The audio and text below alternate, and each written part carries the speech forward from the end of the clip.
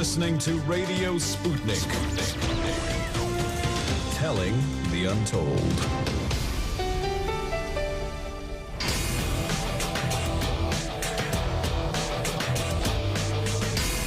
Fault lines. Live from across the divided states of America, it is time now for another edition and another week of the most disruptive show covering news, politics, and events from across these disunited states of America and the increasingly divided surface of our globe. In the independent corner, I'm your political analyst, Shane Stranahan. And in the left corner, I am the indefatigable, a burning ember in the darkness, your political analyst, Jamarl Thomas. And together, we are Fault Lines with Thomas and Stranahan. And we're back this week. It is July 19th, 7 a.m. Eastern. I hope everybody's having a wonderful morning. Let's get into the headlines. First up in COVID news. There are about 9,527 new COVID cases reported in the United States yesterday. Also about 338 new deaths yesterday. Over the past week, there have been an average of about 31,745 cases per day. That's an increase of 130% from the average 2 weeks earlier. 48% of the total American public has been fully vaccinated at this point, and 56% of residents have received at least one dose. As of this morning, the coronavirus has infected about 34,041,930 people across the United States and killed 608,189 people. In a poll released by Gallup, Republican confidence in science has decreased by 27% from 1975 to today. Independents have dropped 8% in the same time frame, and Democrats have increased 12% over the last 4 decades. Americans as a whole have dropped 6 percentage points. It's disheartening, but I want to come back to this because I feel like there's something that's being left out of this. But we'll do that. In national news, the Biden administration has transferred its first detainee out of Guantanamo Bay. They are currently leaving 39 prisoners at the facility. The Department of Defense announced the transfer of Abdul Latif Nasser to his native Morocco in a statement early today. Donald Trump and Rudy Giuliani could face a criminal investigation in Arizona in their attempts to overturn the 2020 presidential election results. Arizona Secretary of State Katie Hobbs wrote to the state's attorney general, probing him to launch an investigation into the high-pressure campaign Trump has been spearheading that could have violated election laws. Hobbs claims Trump and his supporters are trying to, quote, influence Maricopa officials to stop counting ballots, end quote. The Office of the Attorney General has written back asking for documents to support the claim. Hundreds of Frito-Lay workers are in the midst of a 9-day strike currently. Many workers have posted their stories across social media and now decided to do something about it. Many employees are reporting forcible 84-hour work weeks with no days off. And then I hear if they complain about the long work weeks, they're worried they'll get Frito-Laid off. Which, that's anyway. Let's move into the next headline here. There was a triple shooting in D.C. at a Washington Nationals game on Saturday night, with 2 cars outside the game involved in a shootout, reportedly causing the issue. A woman who was in between the cars, effectively an innocent bystander, was also shot. In international news, Germany, the Netherlands, and other countries in Western Europe are still recovering from the flooding that began late last week. Parts of the Netherlands saw the River Maas rise to levels not seen in over a century. Meanwhile, Germany appears to have suffered the worst of the flooding, with over 158 recorded deaths so far. This has been called the worst natural disaster in Germany in a century. That's a big deal. In tech news, Japan has broken the speed record for the internet, setting up a 319 terabit per second connection. That's almost double the record set last August of 179 terabits per second. They achieved this by upgrading every part of the pipeline. And in Earth and Science news, the western United States is being hit with massive wildfires. Deja vu, right, Jamarl? In Oregon, the largest wildfire in U.S. history torched 476 square miles on Sunday. That's the size of Los Angeles. In California, fires raged south of Lake Tahoe. Those are prompting evacuations and closing the Pacific Crest Trail. In total, the last week has seen just over 80 wildfires across the western United States. And with that, those are our headlines. You are listening to Fault Lines with Thomas and Stranahan. Yeah, it was not that long ago. It is approximately a year ago, actually, that we saw the last bout of wildfires. Remember, I went out to the West Coast and, I almost got caught up in one of the fires? I remember that. I remember that. I went on, a brief, it wasn't even technically a camping trip. I went on a trip with my aunt to, You could see them, if I'm not mistaken. Yeah, we drove up to our ancestral camping grounds that I've been going to since I was a young Padawan. So we showed up there, and then we, left the camp, and we saw smoke, we smelled smoke. And then it turned out that the same campsite that we went into, they had to start evacuations from it later that night. And my ancestral campground that my whole family has had its vacations revolving around for decades at this point, it burned down. It's all burned down and gone. How did it feel to see that? I mean, it's surreal, right? Like it feels like it doesn't feel real. Well, I'm comfortably in the first stages of denial, of grief or whatever. I haven't accepted the fact that it burned down. All I did was I smelled it and I drove away from it. And I've tried not to think about it since then. So you didn't get a chance to see it and everything else as I it took smelled place? it. Okay. Which is, if anything, well, no, I did actually. No, I did see parts of the fire. I just didn't see it burning down my favorite campground. Anyway, that was a year ago. They're coming back. This is following the intense heat wave. And it's also part of the longer term, decade plus long mega drought that the western portion of the United States as a whole is going through, arguably due to water mismanagement and other things too. But it's not a good situation over there. No, it's not a good situation. And, you add to that, to the wildfires, the flooding. It's like, so you have fires in one part of the world and massive flooding in the other part of the world. That doesn't look like good management. Yeah, it's just, and the wild part is they lost all of those lives. Oftentimes when we're talking about this kind of massive geological devastation, it's not the Western countries, if I'm not mistaken. I could be wrong, but I don't remember Europe going through flooding like this before. I mean, this was hitting Germany at this point. I mean, Germany, Amsterdam, I think Spain? We hit it in, I don't know. I don't know. We're going to be talking about this pretty soon with Peter, by the way. We're going to be bringing on Peter G. Oliver, who we were planning on speaking with on Friday, but these floods hit. And he seems to be doing okay personally, health-wise, but he says that the flooding is just terrible. Anyway, we'll be talking with him about that. What's interesting to me about the flooding, the Netherlands were also hit, but they have the whole dike system, which you would think both makes them more, it puts them closer to the edge, it puts them closer to the cliff in case a flood comes along, you know what I mean? And if your dikes fall, you can have a sort of catastrophic systemic failure where everything that's keeping your local falls apart. Yeah, exactly. The infrastructure sort of falls apart. So you can imagine the worst case scenario. On the one hand, that's there. On the other hand, they probably have experience and expertise that they're able to bring out, on an emergency notice. They're probably a bit more prepared for it in their own way than Germany is. At least that seems to be the case because the Netherlands has dealt with it far better than Germany anyway. We'll be speaking with Peter about that. My point is that them having to deal with the dike situation both gives them, puts them under much more threat, but also probably gives them a bit more competence. In trying to deal with the situation. To deal with this. Yeah. No, I can understand that.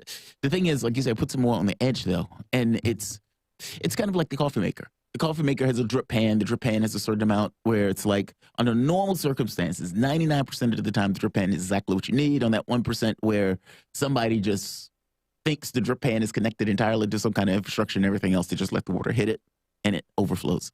Like it may be prepared under normal circumstances for the situations that they typically deal with, but this is just something different. Yeah. In the same way that Germany basically got washed away, they may be in dire straits. I mean, I remember they were watching this tech channel where they were talking about trying to create these floating areas in, I think it was Netherlands.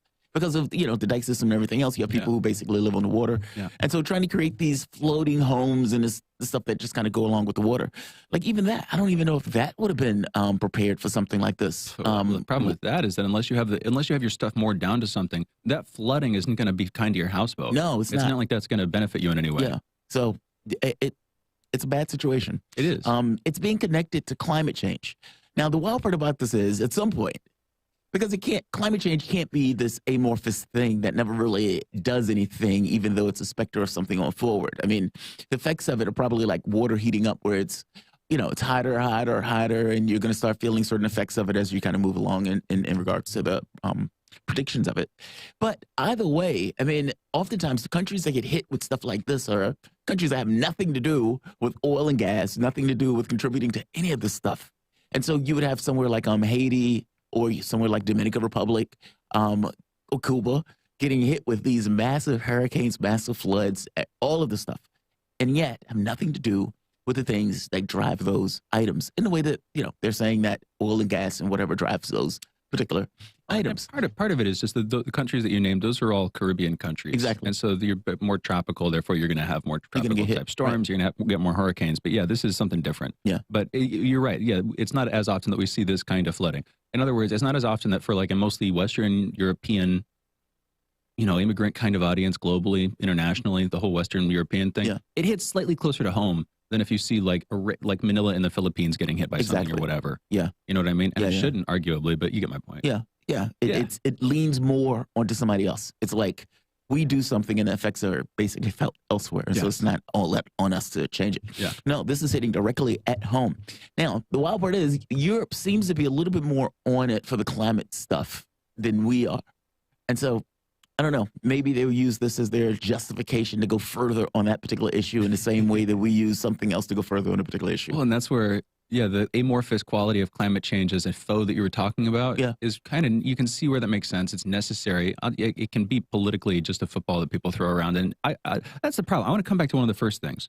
This is our second headline. Real briefly along the way, the internet speed that they're talking about that there is crazy. I think you might have been out of the room when I read up this headline, but researchers in Japan bumped up the internet speed something crazy, broke the new record, basically doubled it. That's approximately 40 terabytes per second. I think it was around 300 and if I could very easily go back and check 320 something terabits per second. That's about 40 terabytes per second because a bit is about 8 bytes. Exactly 8 bytes.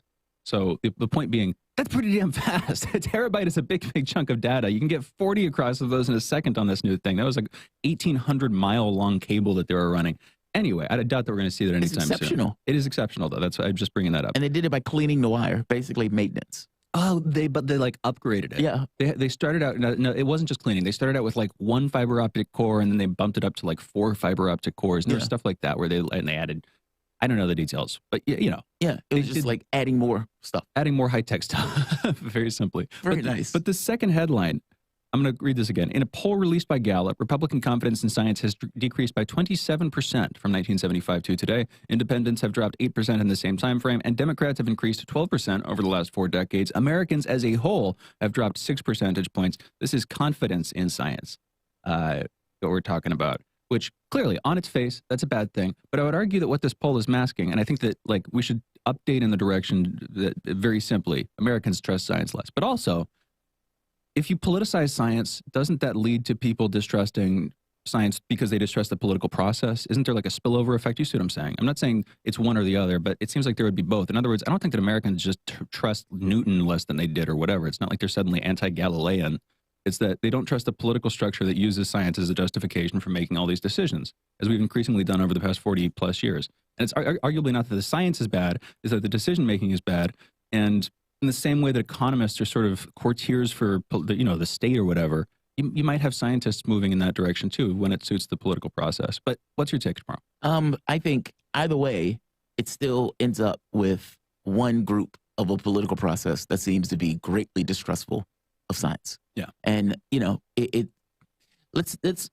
look at it, I guess I understand your point, and maybe there's some of that, but I think there's also this notion of science is inconvenient to our political prospects, meaning when we want to get something done, science is looking and saying, this is reality, and reality is problematic for us because of what we want to get done. So climate change, let's say climate. So you would have, because if you notice, Democrats stayed rock solid because in their heads, increase 12%. Like their confidence in science. So let's be very specific what we mean by science. Just a structured way of trying to understand your world and reality. Instead of a philosopher sitting on a roof saying, hey, when bodies fall, the larger body should fall first. Science says, let's do the experiment to show that guy doesn't know what he's talking about. That's what we're talking about, an experiment, the experimentation, the structured way of looking at the world and trying to figure out and ascertain reality. That's all. It's just experimentation and observation, et cetera, et cetera. But it's also the bureaucracy that surrounds that stuff. Well, when we're talking about science, just as in the specifics of what it is. In the abstract sense, I get what you're saying. Just that. But when people say, I distrust, if I were to talk to somebody and they're like, I don't trust science, I don't want to have to preemptively interpret what they would say, but I know some people who are in that camp, and they seem to be more like, I distrust scientists. I distrust the way that we've gone about doing the scientific method thing. Granted, there are some people who just don't trust it at all. I'm just trying to say that, I'm trying to disambiguate. There are a couple of different but groups oftentimes what ends up happening, though, is that bleed over to, I don't trust scientists. Well, what are scientists doing? They're doing science. And what are they putting out? Science. I hear you. Like if that makes sense. It's oftentimes if we're talking about a bureaucracy, the bureaucracy is putting out a particular prevailing scientific point of view. It's not like the bureaucracy is pushing the minor point of view. I understand what you mean. It's like, okay, these guys are a body and these bodies have certain biases like anything else. UFOs, perfect example. These guys have a bias towards that as a body. So I get it. I totally get it. But they're not going to push the prevailing or the minority point of view. Oftentimes, the bureaucracy is pushing the prevailing aim. I get that. I mean, but it still boils down to one group. Confidence in science has gone up 12%, which is astonishing to me, considering the rest of the population has gone down like 6%. And Republicans have dropped, what was it, like 27%. 27%. I think part of it is, all right, this is reality. And in every situation, reality on some level is going to be an advantage to you and a disadvantage to you.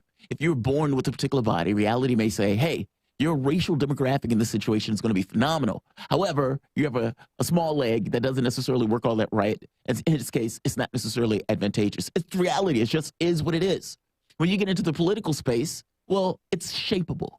You aren't stuck with the bad leg. You aren't stuck with the racial dissuasion. You're stuck with, all right, we want to go this way because our supporters, our people who are putting money in our pocket are saying this is the way we go. And we even have an ideological bias for this. And scientists are telling us that's going to end the world. And we are saying we don't like that. Because if you notice, Republicans didn't have an issue with science going back 20, 30 years. They were just as confident as everybody else saying, yeah, we trust science. We believe it. Reality is what reality is. And now they're like, not so much. And I suspect because there's been a large amount of propaganda of attacking the climate change stuff. Yeah, I think the climate change stuff is a large part of it. But it's also the new vaccine stuff. Yes, I mean, but Tucker that's super Carlson recent. just recently, just like the other day, was going after the vaccine stuff again. Like, it seems like when it's disadvantageous to a particular cause, then science is no longer that thing that's explaining reality. It becomes something that's also a shapeable political factor to be attacked. I hear you, but even in the case of climate change, if you go to the climate change denialists, what do they say? They don't say that science doesn't exist or that we shouldn't follow certain No, they try to use protocols. it for their own ends. Exactly, and it's the same thing with the vaccine denialists or whatever you want to, or even just a lot of the like. Your point is they still consider science a high priest, even when they don't consider science a high They priest. marshal science on their side to be like, no, we've got the better science. That's how they do it. But the Republican Democratic breakdown on this stuff, with Republicans broadly being way more skeptical of climate change, and with the COVID stuff recently. On the other column, on the other side of this, we were talking, remember, we were talking about this just a couple of days ago, you and I. But with the Republicans, I mean, there are a couple of examples where the Democrats have ignored the science too, arguably. Yeah. And probably not in as nearly big way as climate change. But whether you're talking about very recently the transports thing, or this gets extremely controversial, but it's arguably subjective, like abortion, the pro-life, pro-right stuff, deciding when a thing is living, deciding when a living being is living, it gets subjective. And so there are a lot of people who are like, wait, why are these scientists trying to tell me how I'm supposed to define life, which technically is their prerequisite, I guess. That's their prerogative. But I get why people are distrustful of that. I guess they get, I mean, I don't, though. I really don't. Why are you, I mean, but because the thing is, okay, I mean, if we're saying subjective. when is life starting? Yeah. A scientist can say the heartbeat starts at a particular point. They could say breathing starts at a particular point. They could say that. That's all they could say. That's it. Because from their standpoint, their physical matter reality, that's their thing. But if we acknowledge that their thing is physical matter reality and that they can't necessarily say, okay, just because what Christians and what some of these people want is, when does the soul enter the body? That's what they want. Science is not there. They don't accept the existence of the soul. They accept physical matter reality. That's their, that's their ideology of the world. Exactly. And so that's not where they're necessarily going to go. Yeah, I mean, there are non-Christian criticisms of abortion, to be clear. And like, there are plenty of non-Christians that I know who like would have been aborted and have very bad feelings about it because of that, or just don't think it's a good thing, whatever. But yeah, I'm just saying that conversation about life is that. And specifically about the soul, like you're bringing that into it. So then what does science have to say about it? Science has to say everything about the material conditions for things like intelligence, consciousness, that stuff. But if soul doesn't apply. If you bring a soul into it, which is where the feeling that science is overstepping its bounds and being used as a political tool for political convenience is why I think people, in a large part, have come to distrust it. Now, that is both true and in a lot of cases not true. I think that climate change is 100% real and extremely, worth being worried about, to be clear. I think COVID vaccines work. But I can also see how climate change has been used as a political weapon. I just think it should be. I think it's a valid, tool. But I get why people are distrustful of it, is my point. And I think that that's sort of buried in this. But it's also worrying on its face. 6% less Americans believe in science now than they did 45 years ago. Yet we seem to have gone forward in time. I would think that more people would believe in science if there's this larger process that we're going through. Not if there's an attack on those very specific items and you have a political breakdown where people believe the political part as opposed to the science part. It's just, it's worrying Put it that way. It's Yeah. the dumbing down of a country per se. You get a tool, and what's wild about it, there's a contradiction in it because you're right. People would say, "Hey, those people who are pushing for the vaccines aren't really looking at the science. I am really looking at the science, and me and this other two guys right here have found truth." Yeah. It's like they are using science to try to explain their point of view of the world, despite the fact that it doesn't back them up. It's very weird. And you where it can't- says, I recognize the strength of this, You can't separate it. even though I'm going to subvert You it. can't. I want to close it out because we've gone a couple of minutes down, more than a couple of minutes at Yeah, this yeah, point over our segment. But you can't separate, like Einstein in the great debates early 20th century. You know the line where he says, "God does not play with dice. Yeah, God doesn't roll play dice with the universe. Yeah. Exactly. That is him bringing his subjective and even religious outlook to his scientific reasoning process. And scientists do that all the time, for better and for worse. Sometimes the leaps of inspiration are drawn by the intuitive thought processes that can only come from like the, inner chambers of your heart or whatever, that aren't scientific purely, but they inspire you or whatever. But at the same time, the idea that scientists will bring in extra scientific thought process, their beliefs, their religious beliefs, whatever, their morals, those kinds of things into it is just and proper and natural or something. They're I people. think. They're But people. when you get like 90%, I mean, honestly, this report is worrying, to put it mildly. I mean, there's a You're talking about 49% gap, the polling. between it's some people who would say, yes, we believe that a processed way of looking at the world to try to explain these events, et cetera, that this is the way we want to go with it. Between the other people who are saying, we don't trust that. Yeah. And look, you could be right. It could be the fact that oftentimes politics, and on some level, politics has to use science. How could it not? Like if I was trying to make a point of view of saying, I need to spend money on this. Climate change is a real thing. I need to spend money on this. And you say, well, I don't want to spend money on that. Well, the climate demands it because we've been doing this for X number of years, and it's time that we change our ways, et cetera. Of course. You don't have a choice. You have to use this. You have to use it. It has to become at least somewhat technocratic or whatever. Yeah. You I mean, gotta- and so it's like, what else would you use to explain your world if not that? Because this is the process that we've come up with, a rigorous way of trying to explain our world that is et cetera, et cetera, et cetera. Totally. And so the concern is that by bringing in politics, you make it less rigorous, I think, Right. and that you contaminate it.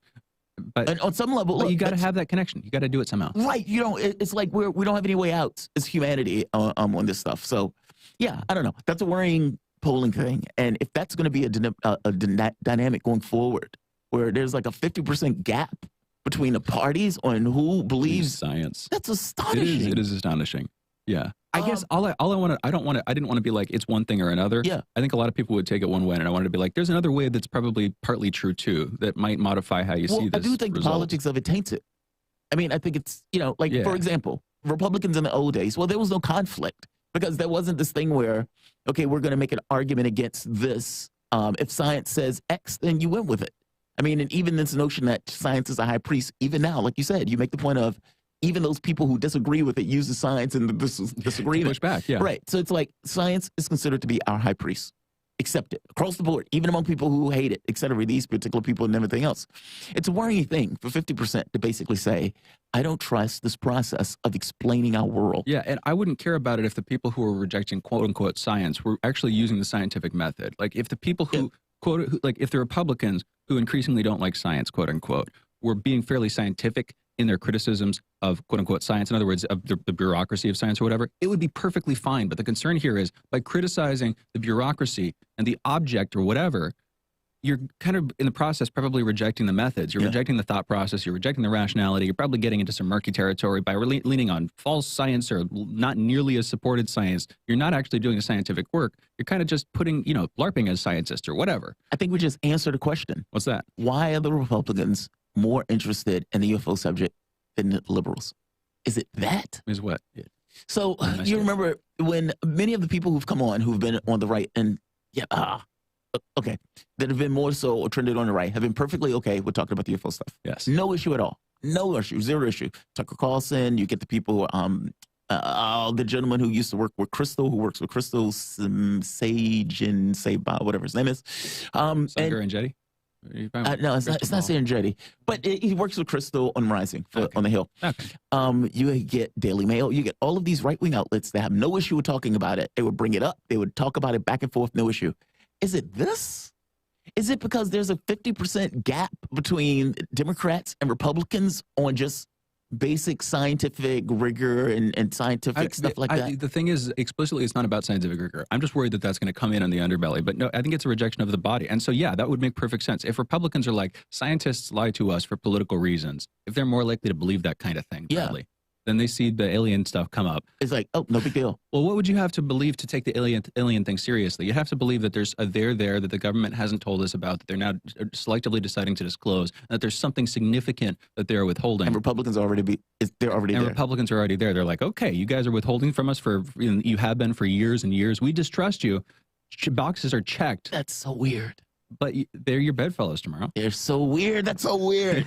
But they're right in their own way. You can see it. That's the thing. In your field, it's like you can see I'm not saying that it applies to every other field, but you get what I'm saying. You can see there's a level of distrust there. And I think if honestly, maybe now let's just go into the monologue and we can just talk about it. We only have so much time. We only have 5 minutes, right? That's what I'm saying. So there's no point in going to the monologue and informal. I'm just saying, let's just go into the conversation. Yeah. Maybe the problem with this is a little bit deeper. And maybe the deeper problem here is a distrust in institutions in and of itself. Yes. I would agreed. If you're looking at how people will look at government in the 60s, we just won a war. And despite our political effects back and forth, you get John Wayne, the ultimate conservative, the alpha male of alpha males. John Wayne is always walking out into the distance. I'm wildly, you can't keep me at home. The modernity, fight against modernity, all this other good stuff. But John Wayne made this point about John F. Kennedy saying, look, I didn't vote for him. He's not my president, but I hope he does well. Would anybody say that today?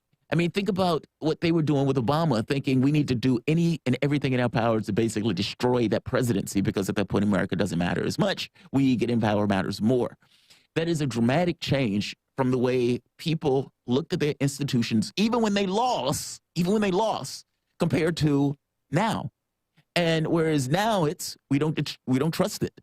Even science. Like, that's the wild part about it. This isn't a political thing, but because politics and science have intermingled in a way, because we have a more technical world and you need this kind of technology and engineering and science to even understand and process your world. So, of course, you're going to get close to these guys, just like the king would get to the high priest. And people on the political other side says, we don't trust them. But that trust of science, or that distrust of science, I'm beginning to agree with you. I don't think it's just the distrust in science. I think it's the distrust in the institution in and of itself. Like, meaning, I don't trust these large institutions to tell us reality. I think they're lying to us in some way. And you could look at either media and you can look at politics and you could say, both of those institutions have been dishonest in the way that they've prosecuted their world and in the way that they've prosecuted information. And the Hunter Biden might be one aspect of that, but I think it goes deeper. The Iraq War, I think it's far graver. You brought up JFK. Well, JFK. I get it wasn't in that light. But you're talking about the patriotism that John Wayne, as an example. But like the idea that, the distrust in institutions is deep. And I agree, it runs rampant. And I think that is ultimately what's to blame here. And it's for a good reason. And I can't blame them for it. I can't blame anybody for it because I have the same distrust. But the question you have to ask yourself on the other side of that is, what do you do with that? Hey, well, where's the floor? Yeah, where's the floor? Say you can't trust the media. Say you can't trust the political system. Say you can't trust science even. Well, what are you supposed to trust? And so I don't think the answer to that is like mysticism. You don't get into, okay, I'm just going to read religious text. I'm going to step outside of my civilization and immerse myself in, whatever. You have to find a way to make it work within this flawed, once you've been disillusioned, you have to do something with it. You can't just forget all the facts that you have learned about society because they might be wrong or something. You got to do something with it. And this is obvious, but it can be easy to sort of like, I don't know, rest in this malaise and get bitter. And say, none of it's true. None of it's true. I don't care. I'm just going to live my life. And I want to be clear. When I talk about like going to live on a farm or whatever and getting out of it, it's not because I don't want to be in contact with it. I just want my own little safe haven. Yeah. And then I want to read and watch and influence things. I just want the basin of stability. That was a random personal non sequitur that reminded me of it. Because there is a push to get away from the world. There is a push to like go ostrich and hide up in your hidey hole. Even if you live in the belly of the system, where you get completely, you sort of put the blinders on and just live your life. You're swallowed. Exactly. But all the while, you kind of distrust what's letting you live there. It's not a good way to be. Want to close this one out? You guys are listening to Fault Lines with Thomas and Stranahan. Back in a moment.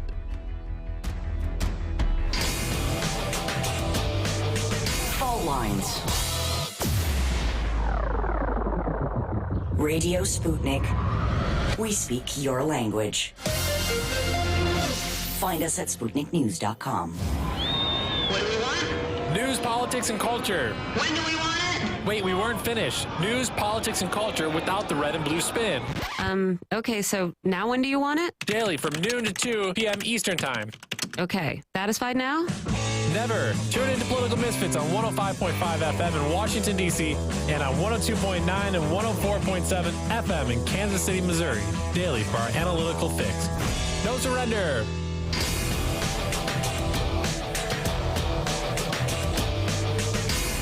Fault Lines.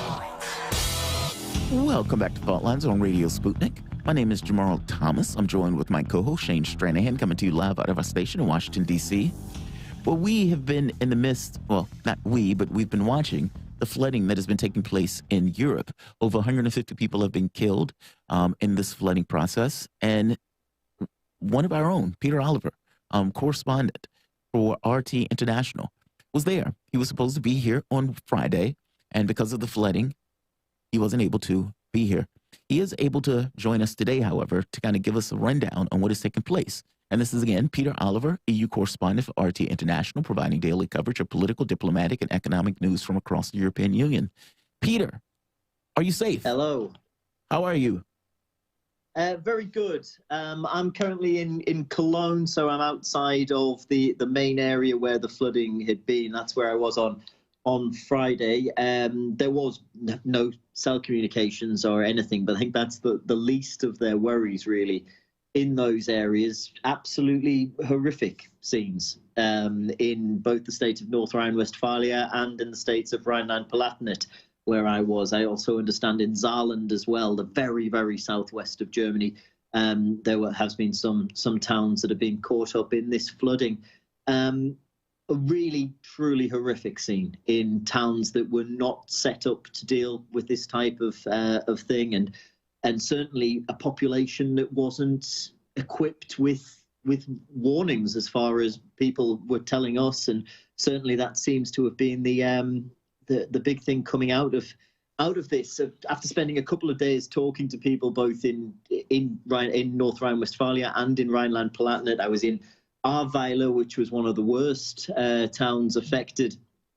People saying, I was talking to one family whose home had been flooded out. Thankfully, everybody was safe there, but the rains had come. The rains had stopped. They went driving around, the two kids in the family, the two sister and a brother, went driving around to go and see if they could see any sight of floods. Didn't see anything. Came back home, went to bed, and the only thing they knew, what they knew next was when water started flooding the lower stories of their house.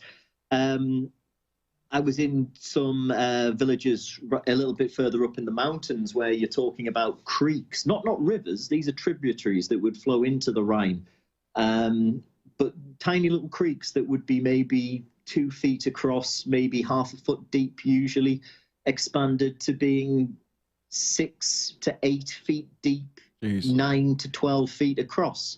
So if you imagine if these little creeks go through a town, sometimes they're going to be piped underneath houses. Well, those houses are no longer there now because these torrents of water went through those sections and ripped these towns to pieces. And we're looking at least 150 people in Germany, in this part of Germany so far, are confirmed to have been killed. There are still many people missing, and a lot of questions are being asked now about why was there no warning? Because what we are finding out is people did know that there was something coming, and governments had been warned. The Copernicus satellites that are part of the European flood warning system days beforehand had recognized that there was potential due to the rain system that was moving in, that there would be flooding in the Rhine basin.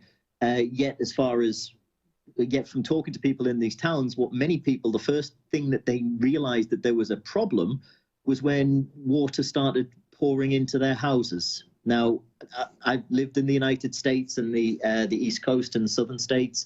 I've spent a bit of time in the Bahamas when my family lived there. When there's hurricanes, and it's a similar formation that caused this, you know what to do, you know where to go, and you know when it's going to be really serious. There was none of that for these people. There were we've seen some announcements that, oh, well, there were text messages sent out. I know people that certainly didn't receive any text messages. Well, there was warnings on an app. People had several different apps. Some of those apps weren't working with different types of cell phone. All of these problems are going to come out in the wash from this, I would imagine. But certainly that's a lot pun. of questions. That is a to be asked. grim pun. I'm sorry to say that, Peter. Come out in the wash. I wasn't. It wasn't intended as a pun. I can assure you. If it was, I meant no. No. You're good. Not intending to trivialize this situation in the slightest. It's but these things will certainly be drug out, really, because I was in areas that I'd visited as a tourist just a few years ago in this area of the Rhineland-Palatinate. It's a very beautiful area, mountainous area. These towns in the valleys there are wine-producing areas, and they are, well, certainly when I was there on Friday, Saturday, Sunday, under this thick, horrible sludge. That's the waters have receded. The waters had gone down by Saturday, and most of the towns. They were still pumping water out of basements when we were there on Saturday, but it's the damage that's left and just everything destroyed. And also the really strange thing was people who were helping us out, people who were kind enough to not just grant us interviews, but say, well, you should speak to my neighbor. He had this happen to them. She had this happen to them. While we were talking to people were getting phone calls saying, did you hear that this person has died? Did you hear that this person has, in one instance, has lost an arm, or their father or the father of a person had had to have their arm amputated, because when people were going out into water, or unfortunately in some cases being washed into waters that were very deep, these were waters that were carrying all manner of debris. People were hit by that debris. A very shocking scene on a place that was, in my opinion, and I'm no expert in any of this type of stuff when it comes to the safety, but certainly going on what I've seen, terribly unprepared for what was coming their way. And there will be recriminations for this, particularly because there were warnings that this was coming. Not just the warnings I talked about from the satellite imagery, but in 2016, this area, the area of Ahrweiler, the River Ahr that runs through it, it flooded again. Well, it flooded back then, and it flooded very seriously. And however, at that time, it was all localized. It was only these small villages that didn't draw the big national and international headlines like this most recent tragedy has. Now, what we were told is that roads had been destroyed. One of the people we spoke to pointed out, he says, you see that empty lot down there? That was a house that was destroyed in 2016. And that didn't make any of the news, really, outside of the local area here in the southwest of Germany. Bridges that were not so much repaired and shored up, but mended to make do.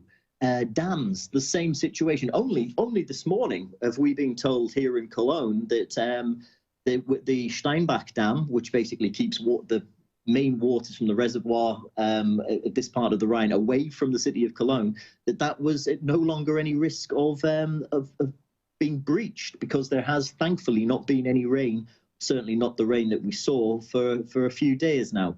But yeah, so they had warnings from history, not just from the satellite images, and not enough had been done. Now, we have heard from Chancellor Angela Merkel, who was on the scene on Sunday in the Rhineland-Palatinate. She said there's going to be money made available. Also, there's going to be work done in the fight against climate change. Now, we've been speaking to climate scientists about this. Well, Peter, right there for a moment. I was wondering, was it going to get to that? Meaning, was there going to be this kind of overarching push to say, all right, we've had a bad event, and we need to use this bad event to marshal all energies and due diligence to combating the cause of that bad event, and climate change being the thing for it? Because it seems like Europe seems to be far more serious about the climate change thing, and the population seems to be far more online for getting things done for that. So are they blaming the flooding on climate? Is that what it's being tethered to? And what are the policies that are going to take place going forward remedy?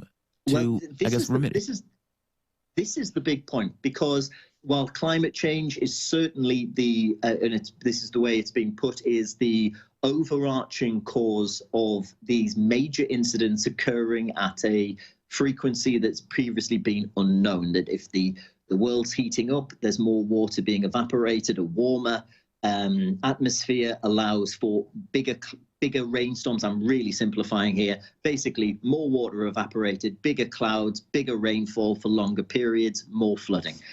But if you look at Germany and its contribution to global CO2, you're looking at 2%. Right. Now, you could make Germany carbon neutral today. Tomorrow, it would make no difference. Right. Next year, it would perhaps make no difference whatsoever. What is needed alongside the long-term solutions, doing everything they can to reduce the damage already done, but they need to have things put in place to make sure that these type of events can be dealt with, whether that's in the means of an actual warning system, now, or it's in the means of bridges, dams, dikes, these type of things being put in place, because the fact that they were not led to the situation getting as out of hand as it did. Yeah, no, I do. Between Wednesday, Thursday. I do understand that, and I agree with that. But at this point, the flooding is not just in Germany; it's going through Amsterdam and I forget one of the other city. Germany was hit worse. Germany was hit worse. No, 1,000 people, I believe, have died. No. I'm not undermining the number of people that are died. I guess I'm making the point of saying, if indeed this is being attributed to climate change, and I agree with you, there needs to be due diligence in regards to safety protocols and everything else. 1,000%, yes. As you were recounting what was taking place, I kept thinking, I was like, wow, they're just like us. Where we don't necessarily get things done until something dramatic happens, where it kind of forces the hand to do it. No, I think it was more along from standpoint of Europe as a whole. And does this on some level galvanize Europe as a whole to kind of tackle, this issue of climate? And what does it mean for Europe as a whole? I don't think Europe as a whole is going to look at Germany and say, you're on your own. I don't buy that. I think you're going to struggle to get coal-fired power stations out of Poland. You're going to struggle to get them out of the Czech Republic. There isn't a unified climate policy in Europe. Whether this can be some kind of catalyst towards getting towards a really unified climate policy. There's a lot of proposals. There's a lot of things in the agenda for the European Commission has put forward with Ursula von der Leyen, also with Jean-Claude Juncker before her. But what we don't have is that unifying message at the moment. Now, Germany just last week were talking about getting rid of the speed-free Autobahn, to put an actual speed limit on there, with the idea being that it would lead to lower CO2 rates immediately. I mean, yes, it will, but these are the long-term things that need to be in place. And there's no point, well, not that there's no point, of course, there always is a point in doing it, but the situation is that if Germany acts alone without the rest of Europe, but not just the rest of Europe, it needs to be the rest of the world, it doesn't make that much of a difference. Now, as I said, we're going to have to see if this tragedy can be the catalyst to try and pull people together. But yes, it is a lack of unification, a lack of a unified policy, and a problem of self-interest when it comes to a lot of countries, because you're not going to get Poland to give up its coal-fired power stations by saying we'll sell you more Russian gas because Poland is opposed to the Russian gas.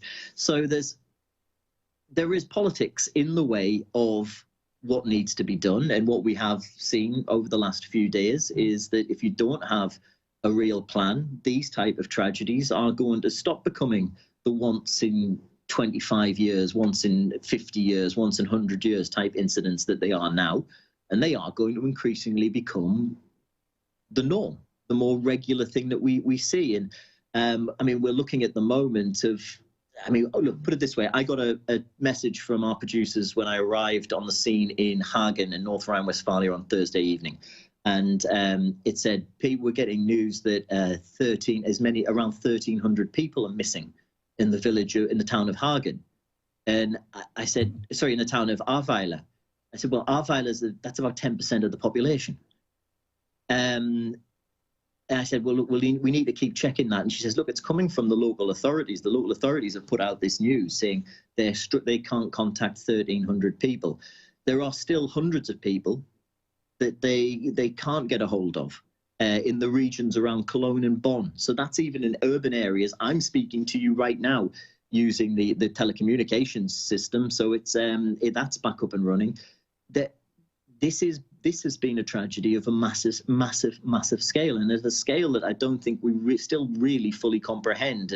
And I would imagine that this will be used to try and say we do need that type of unified policy when it comes to climate action in Europe. Whether it will get it, because I can imagine some of those Central and Eastern European states going, well, you didn't do much for us when this happened to us in 2003. I think there was major flooding then. There will be those that will try and play politics with this, but we have to hope that ultimately a common interest prevails. And that's the outcome, because that will decide how, whether we learn from this situation or not. Peter, I want to take us into a brief break. We'll be coming back, continuing the conversation about this. I want to talk about where exactly the flooding was happening. It seems to be entirely Western Germany, basically, along the Rhine, and including where it lets out into the English Channel, I believe, in the Netherlands, those regions. I want to see why, where exactly it's been hitting, what the composition of those neighborhoods is like, more city, more rural, that kind of thing. Also, how the Netherlands fared compared to Germany. It seems like they have weathered the storm a lot better. They've and I want to talk about why, but I want to hear first from you, if that's accurate, what you think is at play there. We are joined by Peter Oliver, EU correspondent for RT International. He provides daily coverage of political, diplomatic, and economic news from across the European Union. And you're listening to Fault Lines with Thomas and Stranahan. We'll be back with Peter on the other side of this short break. Fault Lines. You're listening to Radio Sputnik. Feeling kind of blue, but maybe also kind of red, and kind of purple, and kind of alone? You've got a friend on Radio Sputnik.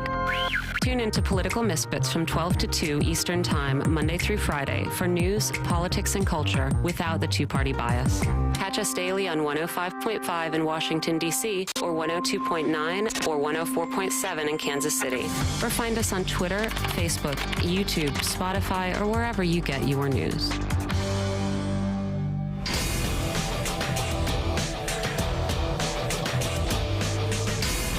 Fault Lines.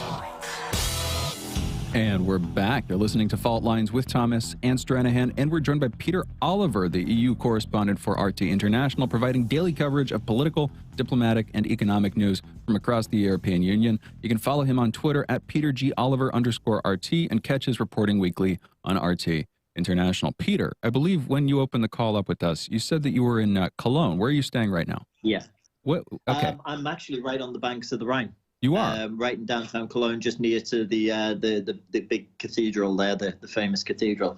I can tell you, in the time I've been here since yesterday, the water level of the Rhine, which was dangerously full yesterday, it is receding, and it's receding fast, and it's pretty much now at the normal levels you would see going through downtown Cologne. But even in the city here, which we're quite a way away from the mountains, which I'll get to in a moment, which was one of the reasons why certain areas were affected more than others, but we're a ways away from the mountains here. And obviously this is a river that is incredibly managed, as rivers are when they go through major metropolitan areas and big important cities like Cologne. But the water levels here were terribly high, and people drowned in cellars in central Cologne.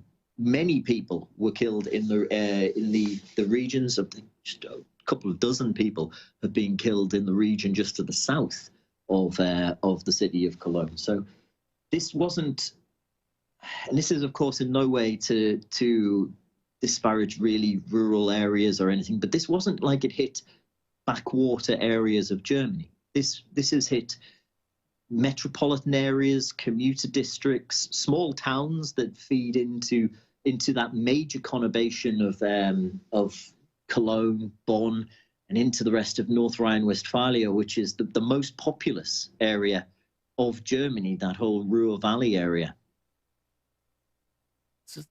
Wow, it's hard to kind of quantify this in regards to how bad this is, because at this point, I suppose they don't necessarily know. How are they going to ascertain blame?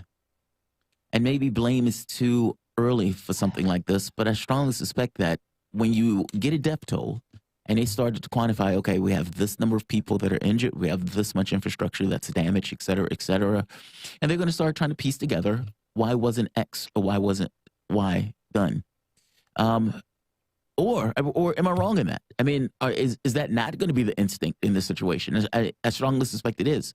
Well, where do you think that is going to go? I mean, is that going to go to, okay, there was no public upkeep, there was no money that was supposed to be invested in X and it wasn't invested in X? Or is it just going to be a societal blame type of thing of, okay, we waited until the last minute as a society to do this? Meaning the blame thing is not necessarily going to be specific, it's going to be diffuse. What do you think happens after this, I guess is what I'm getting at. Well, the intention will be to I would imagine there won't be any one person or body that a finger finally points at. What we are seeing already, though, is the BKK, it translates as the Federal Office for Citizen Protection and Disaster Assistance. They are, I'm trying to think what the body is in the US. Is it FEMA? Yes. The same as them. Now, they are basically saying people didn't listen to the information that was out there. They're saying that too many ordinary Germans were failing to look out for their own safety and take warnings seriously. Now, As I said, I know people didn't get any warning until there was one household, until basically the windows broke on the lower floor with it. That's basically the organization saying it's their fault. It's not our fault. It's their fault. They didn't look out for themselves, exactly. And I can't see that type of messaging flying in the coming days. Now, Angela Merkel was in the United States when this happened. So what we saw initially was messages of support. Yesterday, she made a big point of coming to North Rhine-Westphalia, of making a bipartisan visit with the local leader of that state, who's from the Social Democratic Party. We are, of course, heading into an election period here, that they went around there together, saying that this must be something that goes, we have to work together to get things done. There have been some attempts to try and make political capital out of this already that have been looked at with a little bit of disdain. Olaf Scholz, the leader of the Social Democrats, who's the finance minister as well, and vice chancellor as part of the coalition, deputy chancellor, was very keen to point out that the initial 300 million euro that was put forward as a disaster fund, that was all on him. He did that. He got it sorted. We've seen Armin Laschet, who's the Christian Democratic Union candidate for these elections. Well, he's not covered himself in glory. His statements on camera have all been pretty good, but it was more pretty as much as you would expect from a politician. But it's been more what he was seeing off camera doing. Well, the German president, Frank-Walter Steinmeier, was saying that the German state would do everything it could to help those in dire need. He was filmed just over Mr. Steinmeier's left shoulder. I guess he didn't realize he was in shot, laughing and joking with members of his team. And it's not gone down very well. It was particularly in bad taste. And considering he is essentially the governor of one of these states that is being worst affected. When it comes to that whole idea of who's going to get the blame, ultimately, I think it's going to be more about how can we fix the problem. That sounds great. The fact that we do not have a proper warning system in Germany, and the fact that many of us, including tragically those people that were slap bang in the center of all of this, only found this out the hard way, that's quite worrying. That's quite worrying to me as somebody who lives here in Germany, that if there's some kind of major incident, we have no real way of getting any information from those who are supposed to be in charge. Now, this was also came to the cleanup thing that was going on, the cleanup operation that was going on.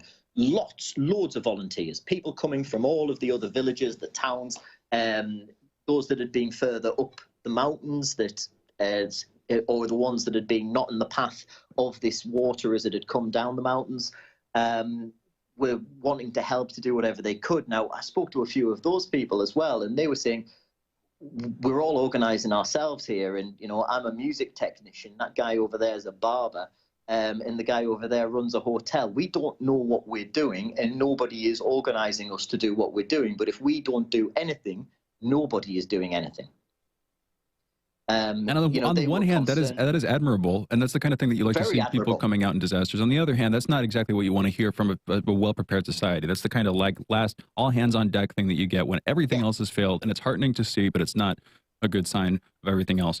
Peter, we only have like a couple minutes left with you. Sure, of course. Just briefly, I want to talk about the Netherlands for a minute. Earlier on in the show, I speculated that the Netherlands, on the one hand, was closer to the edge of the cliff in terms of the whole dike system, they've had to build up over the centuries and preparing for climate change. On the one hand, they're more at risk. And on the other hand, therefore, they probably have a bit more expertise, competence, a bit more of an incentive to be really on this issue. And it seems like their death counts are significantly lower. It seems like they've been able to weather this better. Is there anything that Germany can learn from them? Do you think it's being portrayed properly? How do you view how the Netherlands has dealt with this, basically, Peter?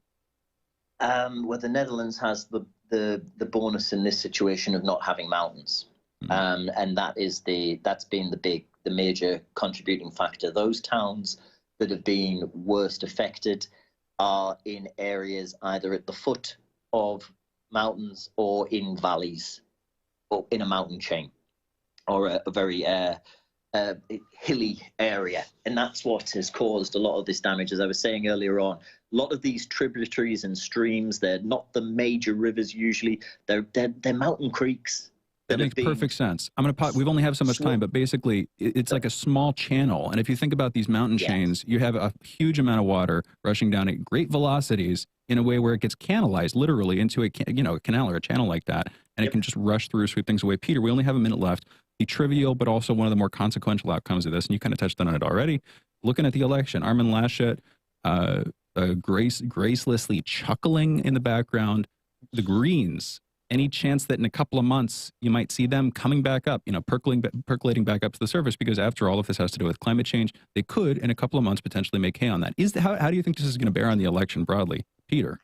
Annalena Baerbock, the Green Party's candidate, has said that climate change is going to make us have more of these disasters like this recent flood. It now is the most important thing that we need to address. The most recent polling, as I said, election period coming up, it hasn't moved too much. I didn't pay a lot of attention to the polls this morning because obviously we're focusing on other things. Yeah. But as I understand it, I believe it's around the same with the Conservatives, the centre-right group of parties on around 25%, with the Greens on 18 or so percent. Is there political capital to be made for this? Well, they would need actual policies, and Baerbock has been saying that she would massively expand wind power and other renewables, but there's still nothing about what are you going to do in the immediate term as well. How are you going to put in place systems that could stop these floods that now people will be expecting are going to come? And also going to be a lot of questions on around 2/3 of people didn't have either insurance or adequate insurance to cover this. So there's a lot of questions heading that way. Peter, we've got to come back on that at some other point.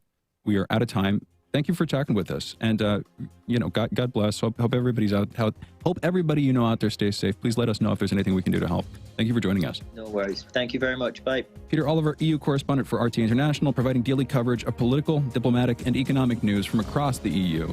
You're listening to Fault Lines with Thomas and Stranahan. We will be back in a minute with headlines and another 2 hours of this morning's show. Be right back.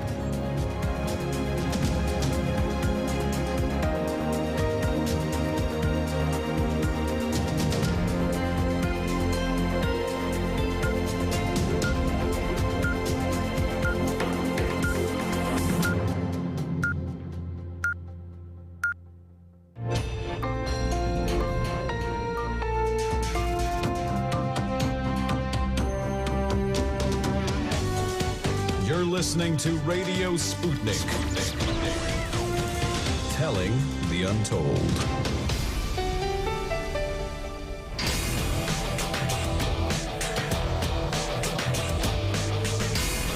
Fault lines. Live from the divided states of America, precipitously perched at the edge of this resilient and exploited globe. Welcome to your context lens for the American perspective.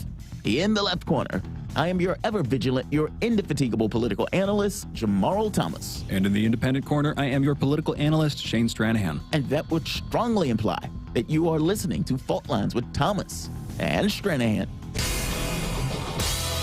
Yeah, Shane and I, as we typically do, got into a conversation about, about whether or not they should have incorporated it. As Peter Oliver was talking, I kept thinking to myself, all right, we are now incorporating costs from the expenditures of the past, meaning the people who were getting the oil exploitation, the people who were using it, us, as we're using it in our cars and everything else, just basically that world in the past.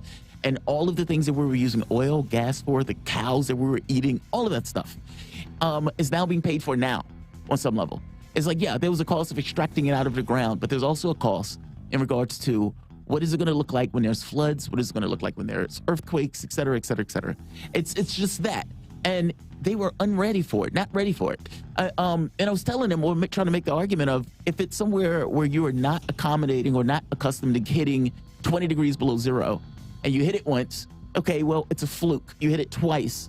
You hit it 3 times, and you realize, oh my God, this is going to be the way going forward. You're just not prepared for it because your society doesn't necessarily accommodate it. It's not adaptive in that way or whatever. Right, but climate change is not real yet. What do you mean? If that makes sense. What do you mean? Well, yeah, people would say, okay, well, climate change is real. It's a real thing, but it's a real thing in a scientific way, in a thought way. I would argue we're on the cusp right now. It's like cusp-like, and we're perpetually on the cusp, and we probably are going to be in that mode for like...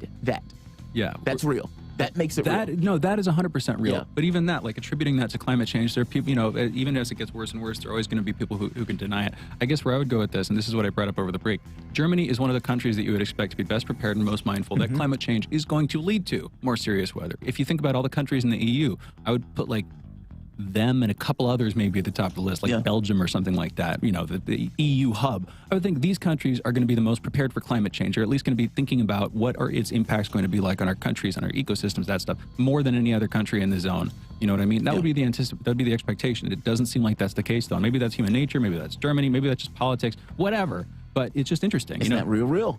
That's the difference. I think it's that. I think it's, okay, yeah, it's real, something we need to do, something we need to combat, etc. And you would have a storm here and a storm there. It's so amorphous. It's so, almost esoteric in a way. And it's like scientists have said it's real, but yeah, I have this bill here that I need to deal with. And everything that all of these scientists or all of these climate change people want to take place requires cash, money. It requires attention to, less oil and gas, less coal, more this or that. It's a change. That requires energy. People hate doing that stuff. I got it. Absolutely. Yeah. So, all right, let's get to the headlines. Look, him and I get into these conversations between breaks all the time, and this was just one of them. In the news, about 9,527 new COVID cases were reported in the United States yesterday, and there's been about 338 new cases or new deaths. Over the past week, there's been an average of 31,745 cases per day, an increase of 130% from the average 2 weeks earlier. 48% of the total American public has been fully vaccinated, and 56% of residents have received at least one dose. As of this morning, the coronavirus has infected about 34,041,930 people across the United States and has killed 608,189 unfortunate human beings. And a poll released by Gallup, Republican confidence in science has decreased 27% from 1975 to today. Independents have dropped 8% in the same time frame. Democrats have increased 12% over the last 4 decades. Americans as a whole have dropped 6% percentage points. There is a, if I'm not mistaken, 49% gap between the two parties in regards to the way they appraise reality. which, yes, I'm saying science at the very basics with whatever flaws it may have, because human beings have flaws, is basically an appraisal of what is reality. It's an astonishing poll. That's all. Department of Defense announced the transfer of Abdul Latif Nasir to his native Morocco in a statement earlier Monday. This is the first detainee the Biden administration would transfer out of Guantanamo Bay, leaving 39 prisoners at the facility. Good. This report came out this morning, if I'm not mistaken. Donald Trump and Rudy Giuliani could face a criminal investigation in Arizona in attempts to overturn the 2020 presidential election. Arizona Secretary of State Katie Hobbs wrote to the Attorney General probing him to launch an investigation into the high-pressure campaign Trump has been spearheading that could violate election laws. Hobbs claims that Trump and his supporters are trying to, quote, influence Maricopa officials to stop counting ballots, unquote.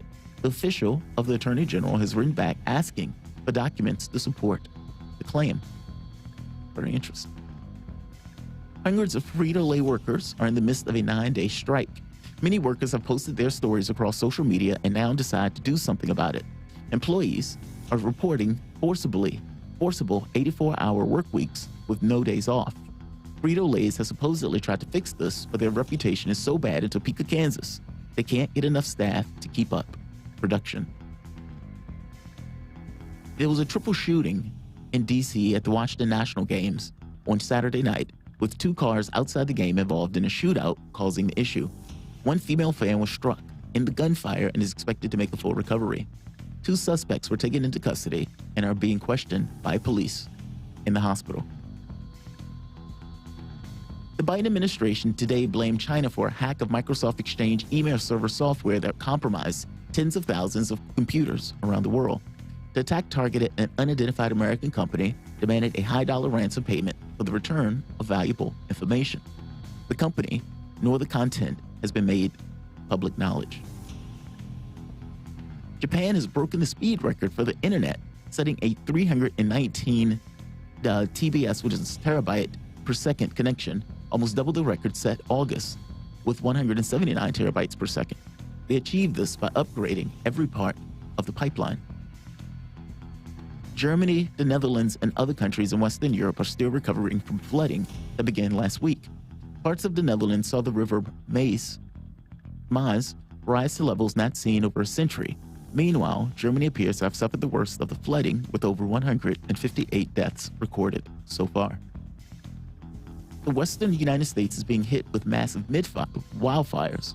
In Oregon, the largest wildfire in U.S. history torched 476 square miles on Sunday, the size of Los Angeles. In California, fires raged south of Lake Tahoe, prompting evacuations and closing the Pacific Crest Trail. In total, the last week has seen just over 80 wildfires across western United States. Those are your headlines. You're listening to Fault Lines with Thomas and Stranahan. Yeah, flooding in one area of the world and wildfires in the other area of the world. That is great. A triple shooting in D.C., and that is horrendous. I was watching over the weekend all of this coverage of Cuba. It's all over the place, proliferation. And media has been covering it nonstop. Have you noticed that? It's amazing. If you're ever watching Fox News or the other media, you see these people in Cuba, they're marching, liberation, etc. And I kept thinking to myself, I remember when there were protests in Haiti. I remember when there were protests in France, the Yellow Vests. I mean, that went on for like a year. And I remember protests in these countries that were not, or basically Western back, that our Western media, weirdly enough, entirely ignored. And yet the spotlight will show on Haiti. And then I would see reports of Biden administration considering what to do on Haiti. And it's like, what? What do you mean? What do you mean? What are you talking about? Why should the Biden administration have any consideration at all? In fact, the sanctions that were placed on, that Trump put on, should be removed, meaning Trump made the sanctions worse. Oftentimes, sanctions are basically a collective punishment on a particular population. It's, we don't like your government. Something about your government we don't particularly like. And so we're not going to deal with them. Now, under normal circumstances, if you are, let's say, Podunk Nation, dealing with another Podunk Nation, no big deal. your sanctions, okay, fair enough, we're just going to go to somebody else. If you're the United States, well, it has more bite because you start working with your neighbors and saying, hey, we don't think you should work with those guys either. It's like, we don't like them. And it becomes this kind of mean girl nations thing where you just ostracize a nation. And your ostracism comes with, okay, they can't get access to medicines. They can't get access to, let's say, basic necessary technologies, et cetera, et cetera, et cetera. This is with Iran. This is Venezuela. Exactly. And in doing so, to constrict the government in such a way where it creates constriction and difficulty in the public space that public, in some cases, rise up and throw out the government. It doesn't always happen that way. And oftentimes it takes a very long period of time. However, when you do get to a point of, let's say, protest and everything else, you can inflame that. You can work with that as this kind of malleable thing to try to make worse, to undermine the government of a nation, depending upon the nation. That is no different here, especially in the way that our media has been trying to cover that. And whether or not we have anything to do with instigating or pushing forward, no idea. Just saying on an overt level, our media has taken a very specific interest in Cuba, and it takes a very specific disinterest in other protests. It's astonishing. I guess my thing is, it is amazing to me that it is acceptable for Biden to be considering anything at all on Cuba. I'm astonished by that. I mean, there's even conversation about Haiti where they're like, okay, Biden is considering something on Haiti. But, I mean, what are your thoughts on that? I mean, they're basically taking a point of view on this particular subject while excluding points of view on other subjects. This is the dropping context stuff. They're trying to create a point of view in the modern populace. But that's what they do. There's no real reason to be surprised about it. That's how they operate. Yes. That's what they would be doing here. And I say this, I was reading more about it over the weekend. A lot of stuff I don't like about Cuba, like the whole thing with beef. You know about that whole thing with beef? Mm-mm. Well, basically, agricultural collectivization, as a part of these programs, there was a period where they were producing a lot of beef, they were raising a lot of cattle, and then there was like an undersupply of it, and so they decided to prevent people from basically, without authorization, killing their own cattle to create beef, to butcher them. So until fairly recently, it was like a major crime in a lot of cases to kill a cattle. In some cases, you'd face more criminal penalties for killing a cow than a person. Oh, wow. And as a result, beef is extremely expensive. There's this sacred element that I've heard about. Anyway, this is all stuff I've heard about. I'm just throwing that out there to say there are elements of what, the political system that I'm like, I don't like that at all. That seems overreaching. But yeah, no, of course we're going to do what we have done for the last 50 plus years, which is to continue to make Cuba, our useful enemy. And what's the purpose there? We want influence over them because we want influence over everybody to our south. Because if we don't have influence over everybody to our south, literally, then we're going to feel unsafe. Because that's our backyard. I don't think it's unsafeness, though.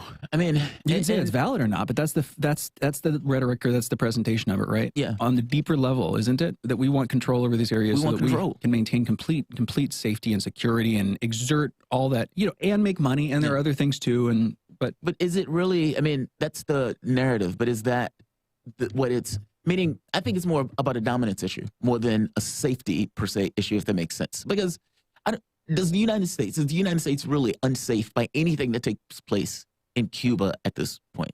No.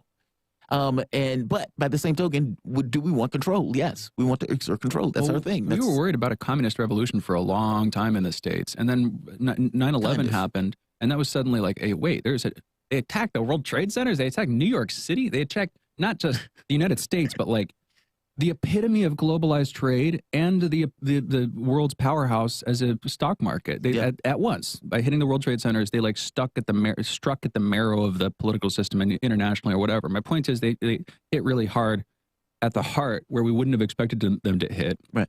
And I'm not saying Cuba specifically has anything to do with 9/11 other than Guantanamo Bay, but I think my point is there is an element that, there's an argument that they will make, which is we need to secure our borders, secure our territory, and that means influence outside our borders too. They can make the argument. I'm saying whether it's true.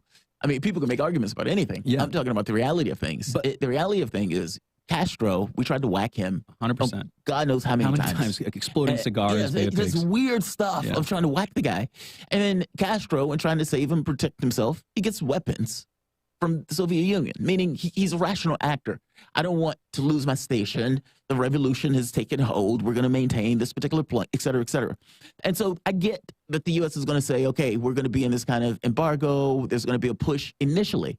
But at a certain point, the embargo becomes ridiculous. and they still continue to push it. Yeah. And when Obama pulls away from it, look, okay, we don't need to have this. And it's like, yeah, okay, good. Applause Obama on that one. And then Trump comes in and purely for political reasons puts it back. It wasn't out of fear. He was doing it purely for this kind of ideological political stuff. It's not a, look, when I make an argument, because somebody said something about this on Twitter, and I said, look, I appreciate you allowing me to clarify the position on this. Sometimes people make this horrible misrepresentation that because you defend, I don't want my country knocking over another country, that you are somehow backing up the government of that country. There's a difference in those things. Meaning, I could say our imperialistic efforts around the world have led to death cults in regard to having these countries in South America. You have, hundreds of thousands of people that are dying in the Middle East, meaning our pursuits have not necessarily led to great results. And so, no, I do not want the United States kicking over another government when I think what is going to take place behind that is going to be a disaster. And so when I look at Cuba, when I look at Syria, when I look at any of these countries, it's more so a defense about, hey, let's use our resources for things at home, not abroad. It's that. And it's the same way I look at Cuba. And so it's not necessarily a defense of whatever the government is. More than anything, I don't like us doing that stuff. Yeah, and there are a couple of different ways. You can even make an argument as a neocon. Wait, we want to go on another nation-building exercise in a nation just to our south, not in the Middle East where it's far away and all the instability that we create is kind of, okay, that's their problem. No, you're talking about our problem. This is our backyard. This is our Caribbean as we see it. You get my point. There are arguments you can make, the most neocons of neocons or whatever. You can push back against this, or you can push back against it for humanitarian reasons. There are all these different things, but it wouldn't work. It doesn't make sense. We shouldn't be doing it. The Miami mayor coming out and saying that stuff is ridiculous and egregious, and it's obviously just, posturing and also calling on heartfelt too, but for his electorate, for his constituency. But that's my point. That's my point. Exactly. It's not security. Like people make arguments in order to kind of cover whatever they're doing. Totally. But then the reality of things is like when you get to objective reality, this is the science thing again, where it's like 49% gap. And I'm not saying you, I'm just saying no. Where it's like, okay, is there an objective reality here? Is Cuba objectively I'll put it like this. I think the Pentagon threat to the U.S.? But here's the thing. Again, a lot of the stuff, I think it comes out of the long telegram. It comes out of George F. Kennan and George Truman, or Truman, sorry, not George. Henry Truman. The idea that you have to contain the Soviet Union, the idea that you have to create like a gridlock that they can't Soviet Union. That they can't break out of. I get it, but that's what we were steeped in for so long, and so the Cold Warriors die hard. That the idea is that security was the impetus that drove the separation from Cuba, and that we're living out our policies because to change to do an about face so quickly when Cuba is still a communist nation would be silly. Is it from the perspective of other nations? What do you say? And there is no Soviet Union. Exactly. That makes look. If they want to make that defense argument, well, there is a Soviet Union. Okay, you can, that fig leaf, fair enough. And maybe it's more than a fig leaf when there's a Soviet Union and when there are weapons in Cuba. Fair enough. When there is no Soviet Union, though, and this has been going on for like decades, and Obama has released saying, okay, we're going to get rid of the embargo, and the world didn't fall apart. I mean, yeah, at that point, it looks absurd. It's like the policy had changed. The world didn't fall apart, and you're putting the policy back on and adding additional sanctions that make it that much worse. Yes. It looks insane. It just looks insane. I mean, it's like, and then you look at what's taking place across our country. A triple shooting in D.C.? A triple shooting in D.C. at a ball game. I mean, how many people are in our prisons? I mean, you can do how many protests that were taking place in some of these other countries? Like Paris, or not Paris, I think in France. There was this massive protest in France. And I kind of wrote, I was like, hey, does this mean that Biden needs to give some freedom to France? I mean, does France need freedom at this moment? I mean, do we need to focus and lavish on the problems associated with France and maybe knock over the government of France? Has Biden been discussed? Has he been briefed on what is taking place in France just in case he needs to, do something on it? Meaning every protest doesn't demand action from the United States on whether or not it should do something. I'm saying that is insane. Like, and the public doesn't get that that's insane because the public has been steeped in that for so long. I mean, think about what we're saying for the moment. The president of there's a protest somewhere right now, some random place, and the U.S. president is being briefed on it. Why? Why is the U.S. president in the United States, which is a sovereign nation, being discussed about what he should do about protesting another sovereign nation. I'm saying it's utterly bizarre. And our media treats it as normal could be. It's strange, it's weird, and yeah, I don't think... Yeah, but the idea that we're the policemen of the world isn't actually that strange or hard to wrap your head around. It is bizarre, Shane. I'm just saying, if you are a person sitting on the moon looking at that, and you're like, why would he be briefed on what is taking place in somewhere else? And not even somewhere else that's a friend nation. Like, hey, you know, the Angela Merkel has just visited the United States, and Biden has been briefed on the flooding that is taking place with 158 people. Okay, fair enough. I get that.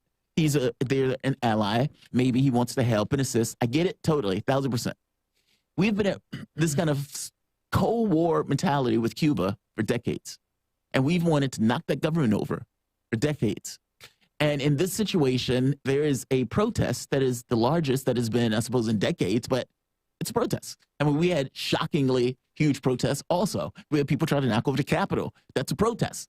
By all means, we had Trump who said the election is not even real. So if other countries say, well, hey, Trump says the election is not real, we don't think the election is real either. It seems like we've had more serious protests in the last year than Cuba's had in the last couple of months. That's my point. That's my point. And so it's like all of this lavishing attention is trying to make this very specific point of view that, hey, maybe the revolution can be undone.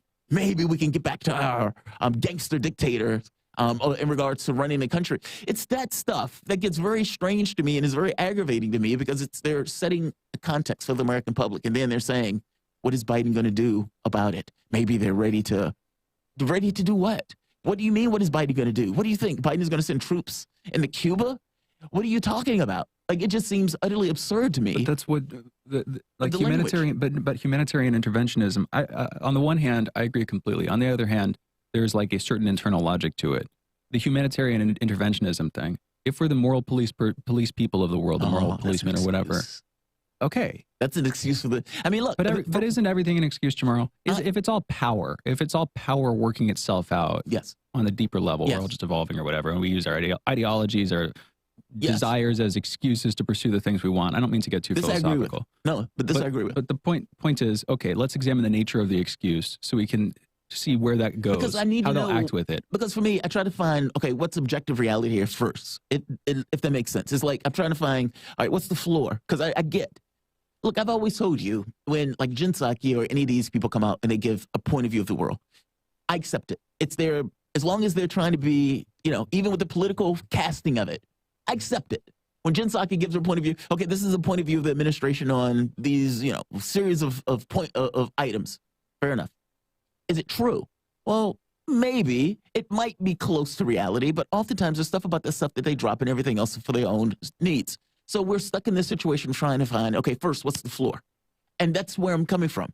I get that they may look at this honestly in humanitarian terms, meaning a liberal may say, well, hey, we need to drop some some bombs in Libya because we need to protect the protesters. It's like, wait a minute, but you're killing people with those bombs. Yeah, but our bombs are different because we're doing it for the right reason. They may do that nonsense, but they'll say George Bush is doing it for the wrong reasons, despite the fact that George Bush is doing the exact same thing. So I get that. But I'm trying to find what's real in that. Because when we're talking about it, I want to be able to explain at the very least some level of what's the floor. Does it make sense? Yeah. Even though, to me, I do think it's power working itself out. I think it comes down to ideology. I think in the same way that, like, if I tell you, oh, they can't do beef. Beef is super expensive, and you can't kill a beef. It's worse to kill a cow than it is to kill a person, which, I didn't say exactly that earlier, but I was bringing up some of those arguments or whatever. Like, the whole communism thing, it's not just a farce. The idea that that people are living in a system that keeps them from their rights, that holds them back on this fundamental level. What is, if we had a religion right now, it wouldn't be Christianity or Catholicism. It would be something like humanism, the belief that we're all equal, or at least we should be treated as legally equal, that, we have certain rights that the government is there to protect and uphold, but also if the government tries to take them away, we got to reassert ourselves. So it's like this continuum of you get my point. Yeah. And so then if there's a religious like salvation there, what is it? It's making sure that everybody has a good way, everybody's legally equal, they live in good lives, that kind of thing. There's like a mission there. And if there's a communist government on the face of this earth, and that mission is not going to be met, right? Yeah. Isn't that the liberal creed? Yeah. There is a method to the logic, even though we will instrumentally prop up dictatorships that are illiberal in their own way. We're doing it for the right reasons. We're doing it for the right reasons. Right. And in the same way, ideologically, that I would argue the communist government of China currently can say, we're we're socialism with Chinese characteristics. We might have some things that are not communist. We might be a little bit more market oriented than you're used to, but it's a step along the road, the long road towards communism. We're doing it in our own way, et cetera. They can make their own, they can make their own claims about how they're being a little bit hypocritical ideologically or whatever, but they can paint it as we're on this larger path, this mission. We can do the same thing, I would argue. I just don't think it makes sense. I don't think it works. So it's not like it's not like it doesn't make sense to me. Yeah. I just don't think it actually does make sense if you look at it a couple of iterations down the line or whatever. I disagree with the fundamental premises, I guess. Again, we want to take calls. How do you want to play this? Let's take calls. All right. 202-521-1320 is the phone number. We've got like 5 minutes, guys. But that's enough time if a couple folks want to get on the line. Again, 202-521-1320 is the number. Quick heads up. We spoke with Peter Oliver at 7:30 talking about the flooding in Germany and the Netherlands, mostly Germany, though. It was 7:30 to 8. From 8:30 to 9, we are planning on speaking with Steve Grumbine about divisions on the left and Biden's plan on Medicare for all. Also talking with Kim Iverson from 9:15 to 9:45 about Trump and Biden's policy similarities, and Jen Psaki, White House press secretary, on censorship late last week, to a lot of infamy. Jen Psaki calling for if you're banned on one platform, you're banned from all. We actually have the clip. We're going to wait for Iverson. But yeah, that's pretty wild to me. And this is somewhat of a tricky area, right? I mean, if we were in a wartime situation, and there was something where because during wartime situations, free speech gets curtailed. That's somewhat that just kind of goes along with the territory. It's like, keep your lights off during a bombing raid. Well, I don't want to keep my lights off. I have free, right to cut my light on. Oh, let's go to a caller. But just to close it, it's very wild to say, as the government, we are working with these companies. And within the context of these companies, we give them information in order to basically not have people on a particular platform based on something that the person is saying. And I guess to me, if it's COVID, I understand the logic of it. By the same token, it is not going to be kept just to COVID. Yeah. And that is terrifying. Let's go to the caller. We've got to call it. Yeah, on this specific issue, we'll come back with Kim Iverson, but we are not living in a functional or democratic or free society anymore, in my opinion, very simply. We haven't been for a while, but, I'm sure a lot of folks already understand where I'm coming from on that. We got Brave calling in from ATL. Brave, you're on the line. What's on your mind? Well, I wish I would have waited now because Kim is coming on, so I would have loved to have heard what she said and then respond to that. But, you guys were just talking and about the call from the administration dealing with Facebook pushing back against Biden, whatever the case is. It kind of goes to your conversation earlier about like the headline about science and people not believing in science. Yeah. And just I think we talked about this a little before, but on when I called in. But to me, that the framing of that is just it's really I think it's purposely ambiguous. Like when they say X amount of people don't believe in science or have lost faith in science, but what science? I would imagine that Republicans aren't walking around saying I don't believe in gravity anymore. Screw gravity. You know what I'm saying? Yeah. The way they even phrase it as if science is just catch all, and so if you don't line up with their views on this particular thing, then you don't believe in science at all. Or I can agree with that, and I think that it is intentional. But Jamarl, what's your take? Yes and no. I mean, I get what you're saying on that. Like, okay, well, what do you mean by science? But I think this has real world consequences. And if you can see the real world consequences, you can kind of see where the polling is. I mean, the polling is just symbolic of, the population, right? And it's, hey, how many of you believe in X or how many of you believe in Y? And if science lines up in a particular way on those things, then people are basically saying, yeah, we don't buy that. Then I don't necessarily think it's intentionally or overtly over the point of saying, meaning it's wrong. I don't necessarily think it's wrong. I mean, look at the way the COVID vaccine stuff is meted out. I mean, for the most part, there's been an agreement on COVID vaccines on one side. There's been an entire disagreement on the other side. That's a real world phenomena that this polling is basically indicating. I mean, do you disagree with that? Stemming from? No, I would say, what is that? My point is, what is that stemming from? Because what I'm saying is that, or what I'm trying to interject is that it's not so much that people don't believe in science or now disagree with science, because that's almost like saying, if you do not believe that the apple is red, then you don't believe in any science ever in history is the way it comes. No. It's just that a lot of science, especially in our society, has gotten diffuse. It's like climate change. Like, I can't touch that. I can't touch it. Like, how can I get my fingers on that? And so it's like you're stuck with this belief in something.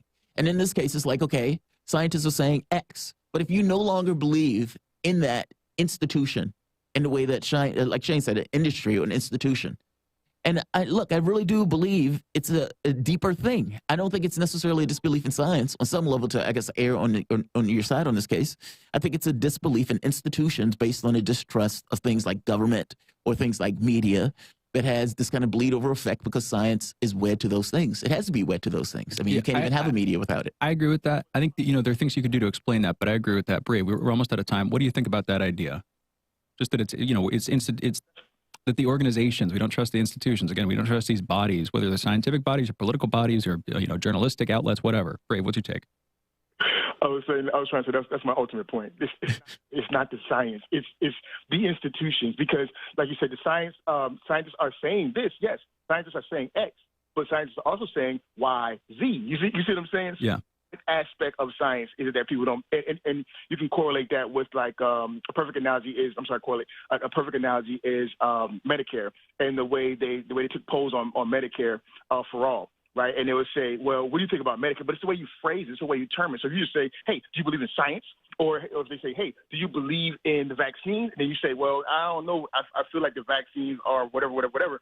But then they turn around and say, well, okay, so you're a check in this box, and you don't believe in science. You see what I'm saying?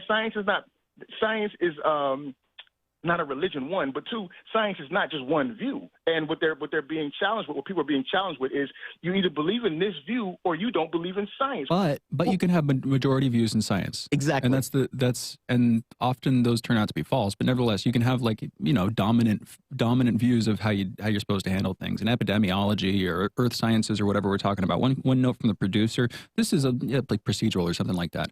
But basically, the percentages that we've been giving on this polling, and to set this up for people, we're talking about polling that shows that Republicans specifically have lost a lot of faith in science proper. Independents have too. Democrats' faith in science has gone up since 1975. But overall, Americans are like 6% down. That polling, it's not like they do it on a 1 out of 10 scale. They have a couple of categories. Like, do you trust science? In large part, or not quite. I'm not giving these specific examples, but there are like buckets that they dump them into. So the percentages that we're giving, just to give you the facts, like a great deal, quite a lot of confidence. Yeah, like that those are the changes are pulled from how people vote in those buckets, not from where they vote on some sliding 1 through 10 scale, which is a small thing, but just procedurally in terms of what's actually being said here. Hopefully that helps a little bit. And Brave, ultimately, I agree with you. This does come down to a distrust in institutions. And there's this guest that we've had on once on the show before, not with Jamarl and I, but before, Martin Gurry, I believe is his name. We should try to talk to again over at GMU, talking about this pervasive loss of trust in institutions and what comes on the other side of that. I was listening to, got to go into the break, but I was listening to this interview with the author of this book, 1177 BC, which is looking at like the collapse of the Bronze Age. Yeah. Just this very interesting thing, talking about all of these interlocking systemic failures, which, 200-year-long drought. Interestingly enough, not plagues, but certainly famines. All these things that sort of coincided to cause the downfall of all these different, 9 different civilizations at the time. Just interesting looking at those at this point, while we're reporting in the morning about, given the daily stats on the plague, local shootings, the floodings in Europe, the wildfires that are ravaging the western coast, the western half of the United States, that whole conversation, it just reminded me of that. I want to come back to that at some point. But we'll go into our break. We're going to be coming back with Steve Grumbine on the other side, talking a little bit of economics, a lot of divisions on the left, and Biden's plan on Medicare for all. You're listening to Fault Lines with Thomas and Stranahan. We'll be right back on the other side of this short break.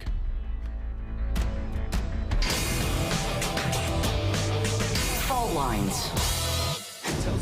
Want to talk? Get in touch with us at radio@sputniknews.com. In a media landscape filled with so-called journalists acting as stenographers for their billionaire bosses, there is a desperate need for news, analysis, and perspectives that buck the status quo and get to the heart of how domestic and international events impact you and me, as well as showing how we can get involved in the struggle to change that status quo. Check out By Any Means Necessary on Radio Sputnik, Monday through Friday from 2 to 4 p.m. Eastern, to hear the stories and voices that mainstream media refuses to tell you. And join us as we connect the political, social, and economic movements shaping the world around us. That's By Any Means Necessary, Monday through Friday at 2 to 4 p.m. Eastern, right here on Radio Sputnik.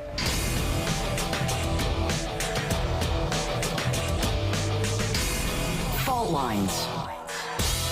Welcome back to Fault Lines on Radio Sputnik. My name is Jamarl Thomas. I'm joined with my co-host Shane Stranahan, coming to you live out of our station in Washington, D.C. So I want to have a conversation about divisions that have been taking place on the left. And what I mean by that is I'm talking about it's a subgroup of the left. And I don't necessarily want to say Twitter left, but it's definitely this aspect of the left that has been very vocal and is very, very, I don't know what I want to call it, alienating on some level. In regards to the politics of this stuff. Joe Biden has not necessarily lived up to what he said he was going to go through, the $15 an hour minimum wage, the PRO Act, marijuana, et cetera, et cetera, et cetera. By the same token, the $4.1 trillion has certain good things in it that, I have to be honest, I think should be supported, because I think those things are going to have dramatic effect. I was looking at the number of people, for example, for Medicare, who are currently on it. I think it was about 30 million, going to about 40 million people who are on Medicare. If you can get eyeglass care, or if you can get dental care added to that, that is dramatic for the people who no longer have it, or for the most part go without it because they can't necessarily afford it. Is it Medicare for all in totality? No. No. Does it get you somewhere along the way with this kind of siege warfare mentality? Yes. Now, some people will look at that, and we've even had callers who would call in and say, it's trash because it's not exactly what we want. And there have been others like me who said, you are insane. No, it's not exactly what you want. No, you don't stop fighting for what you want. But yes, do you accept that? Absolutely. And you keep pushing. To have a conversation about some of the visions that have been taking place on the left on this. We're joined with Steve Grumbine. Steve Grumbine is a political, economic, and social justice activist and founder of Real Progressives and Real Progress in Action, a 501c3 and 501c4, respectively, dedicated to education and advocacy for modern monetary theory.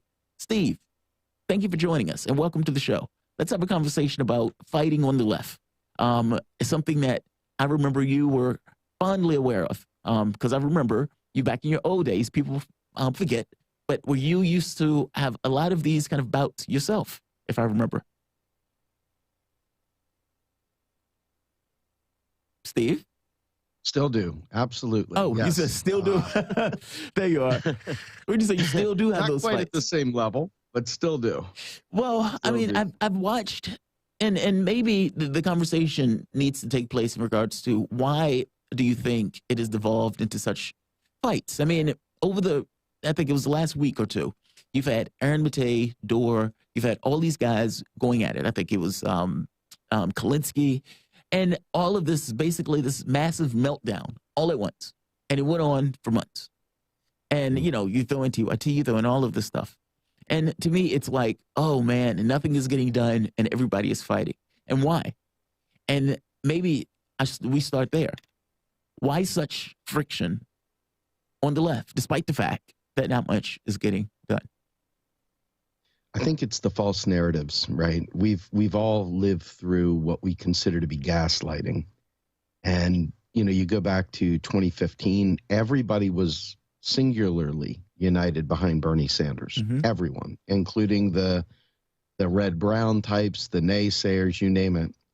All of them came out to support Bernie. It was a novel campaign. It was a campaign that spoke to everyone's needs, and for the first time, I think maybe in my entire life, I saw unity. Now, it was unity behind Bernie's message, though. Yes. It wasn't a bunch of splinter groups trying to create their own little thing. It was unity behind Bernie. When Bernie capitulated, when Bernie gave up the ghost and endorsed Hillary, a libertarian section of that movement fell away. A left libertarian section fell away, who already had a distrust in government, who already had, a lot more in common with many right-wingers than they did with many of the establishment Dems. And it's like pick your poison, which poison you going with, okay? And I think that ultimately that division has grown larger and larger. You saw it embodied in the person of Tulsi Gabbard. Yeah. What a splinter that created in this movement. Yeah.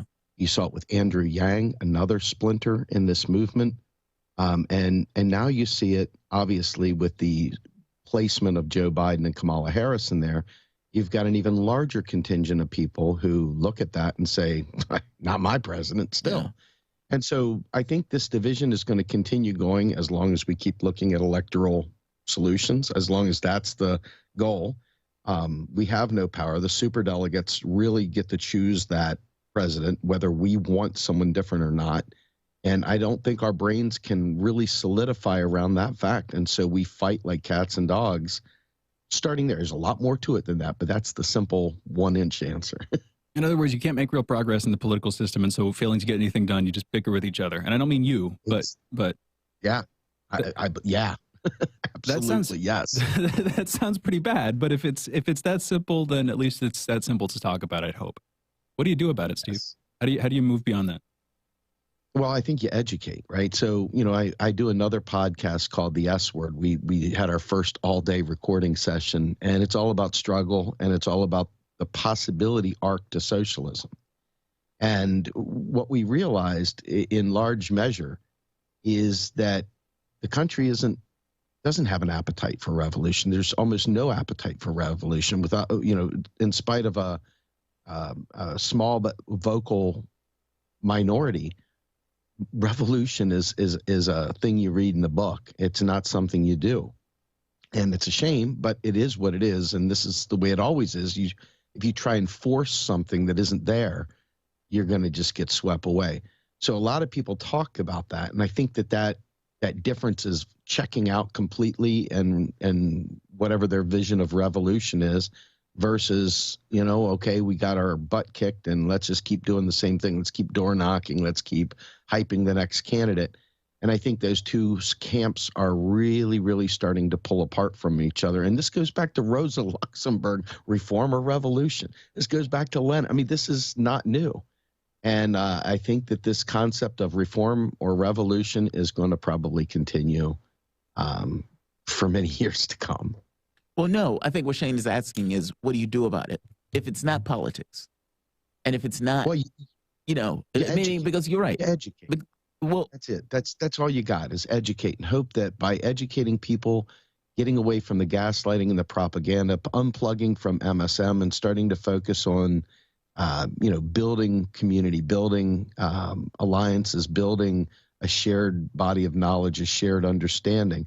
I think that goes a long way towards bringing about that kind of, solidarity. However, when you've got Rachel Maddow talking about Russia every day and TYT talking about Russia and Syria every day, and then you've got this other group doing, this becomes the story instead of how do we develop a left. But I guess that's kind of my point. I mean, you can make an argument that Rachel Maddow is doing her job for the Democratic Party. Yes, she is. She's doing her job well, and she's handsomely paid for doing that job. It's a propaganda outlet of the political apparatus. And that's kind of, I guess, the point, though, that whatever happens and whatever takes place, it has to function and perpetuate itself in this environment, meaning this media space, social media space, all of that stuff, this kind of conceptual space that we inhabit. And so it's like when you get these fights, and I guess this gets back to the whole squabbling and everything else, if not a political device, what else? Like, that's why it's like this political revolution thing always kind of comes into play. But from the standpoint of the political part, that's the part that gets the thrust of, the body of the push. And so that's kind of the body to where I perpetuate or that I push for. It just seems like... You know why that is, Jamarl, right? Well, you know why that is. When it comes to electoral politics, you've got three roles. You campaign for your candidate, you door knock for your candidate, whatever, and you vote for your candidate. I mean, that's it. That's the level of, But I think there's more to it than that. For me, look, I agree with you. The Sanders thing was able to unify a bunch of people from disparate elements of society that did not know that the other people existed behind one guy. And when that energy was behind one guy, It's like, all right, this guy embodies everything that we've ever believed and, et cetera, et cetera, et cetera. It's this, emancipatory thing. I was there. And so I get it. And then Sanders fails, and all of those people realize, all right, I don't really agree with all of these other people and this other stuff. and even my expectations aren't even exactly the same. And so you get bickering and everything else. Fair enough. I get it.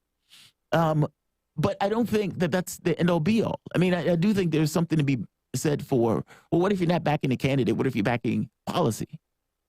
And I think that's different.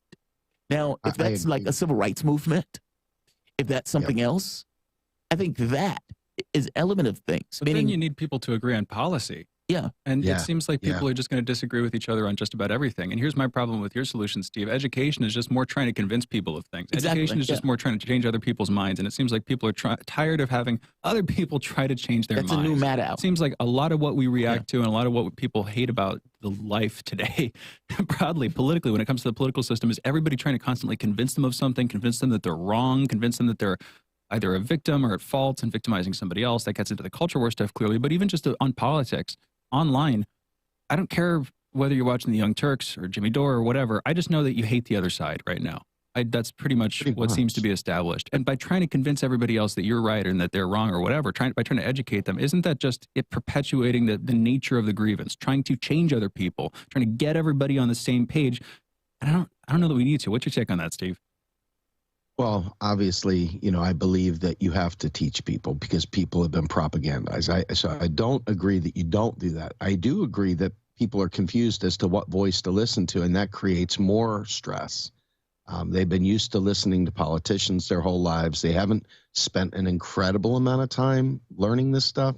So anytime you bring something new to the table, it's very, very much, resisted, just simply because they don't have the time to invest to absorb new information, and they don't trust the source. That's the thing. Why would they trust you, or why would they trust Dore over the TYT? It seems like these are camps that people fall into, and it's like even the media outlets themselves. If I wanted to be really cynical, couldn't I liken Jimmy Dore or TYT or Kyle Kulinski or anybody that I could foreseeably talk about? Couldn't I liken them to like organized crime, just participating in a turf war over the audience, trying to get more views, more of the neighborhood? Yeah. Well, you're willing to say that. Definitely West Side Story for alt media, right? You can watch them do a dance off in the, with combs instead of switchblades. That would be more fun. I mean, that sounds a lot more entertaining. It would be. It is very weird. I watched Fiorella the other day, and at first the righteous outrage of everyone was lit up because they thought Kyle Kulinski had asked for nudes from her, only to find out maybe 5 minutes later that it was a fake account and that he had nothing to do with it. But before it had a chance to be disproven, it had been retweeted at like 700 times. Oh, yeah. It had been seen by 1,000, 2,000, 5,000. It was talked about by everybody. You had folks from this little group trying to make nice with Fiorella going, you go, Fee. I told you about Kyle. And you have this other group over here going, that's crazy. It's ridiculous. And here it's just now that the truth is beginning to put on its boots. The lies already spread across the nation, whatever. Mark Twain, a lie gets out around the world before truth puts its boots on. Yeah, that's right. I mean, it's unfortunate because none of this has anything to do with policy at all. Not a lick. I've been out there. I've been militant in my anger on this one because, in my opinion, getting people to figure out which alt media person to give their $5 a month to is less important than us trying to get folks to understand what a Green New Deal is and what a Green New Deal isn't. It's in my opinion, explaining to them that the coming battle for the debt ceiling that's going to be used as a cudgel against the poor, which will eventually kill people, by the way, not just a benign, debate over debt. That's going to kill people. And so these are the things to me, that we should be talking about. I mean, we see clearly a surge in COVID right now. Mm-hmm. And, we don't know what's causing it. We're hearing people that are vaccinated are now having COVID again. Mm-hmm. There's a lot of different things going on. We're not talking about those things. We get steeped into cynicism, which, I think is a poor substitute for intelligence. I understand cynicism. I mean, I help maintain some of my own cynicism I'm not like just walking through, brick walls with my eyes aglaze.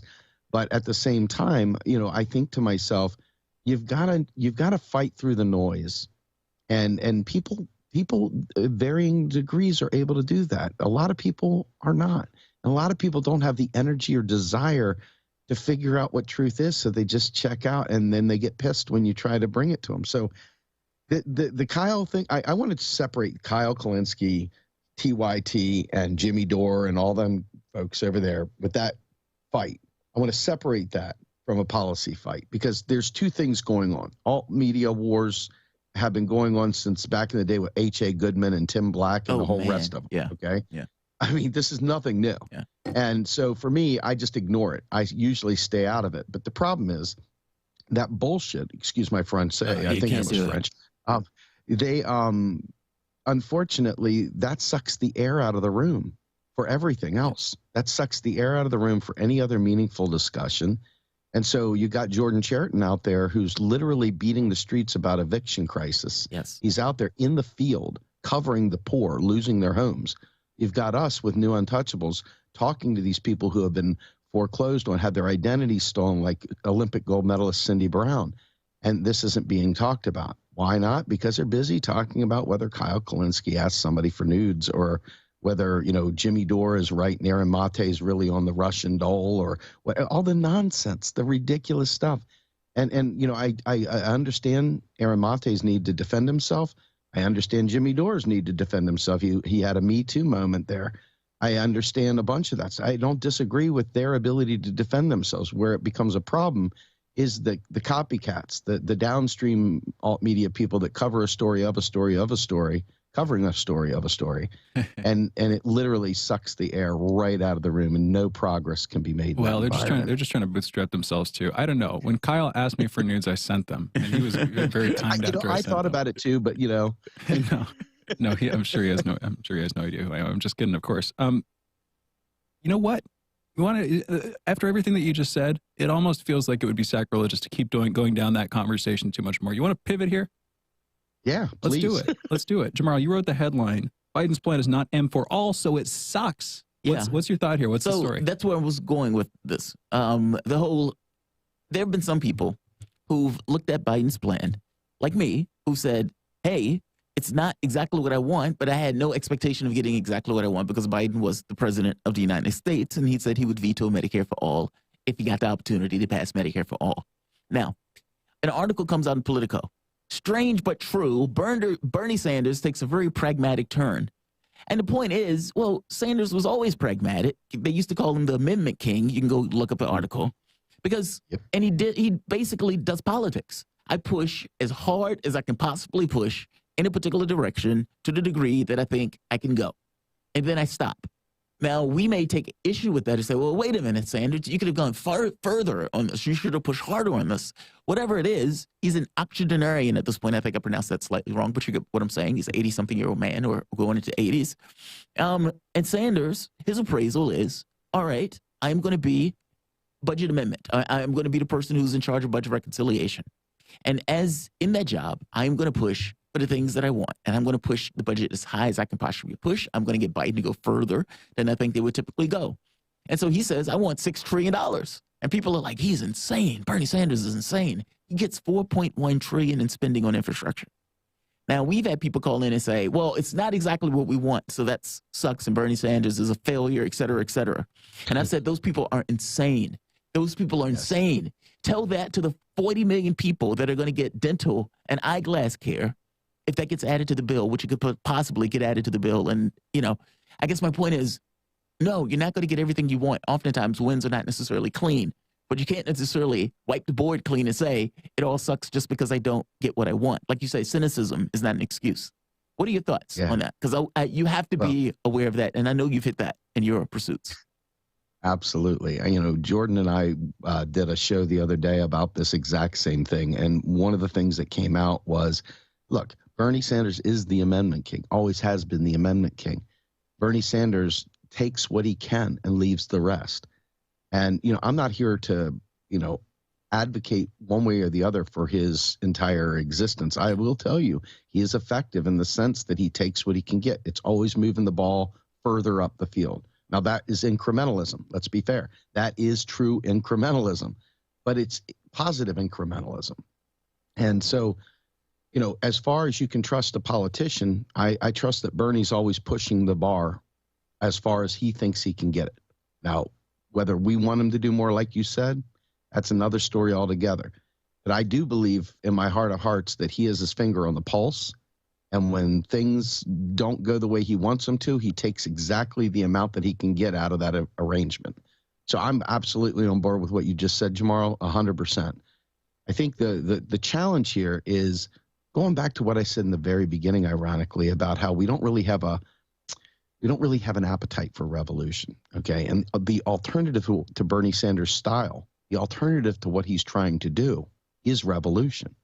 And we don't have the numbers for that. Because you've got to take what you can in a pluralistic political environment where you've got lobbyists fighting tooth and nail to prevent you from having any benefit.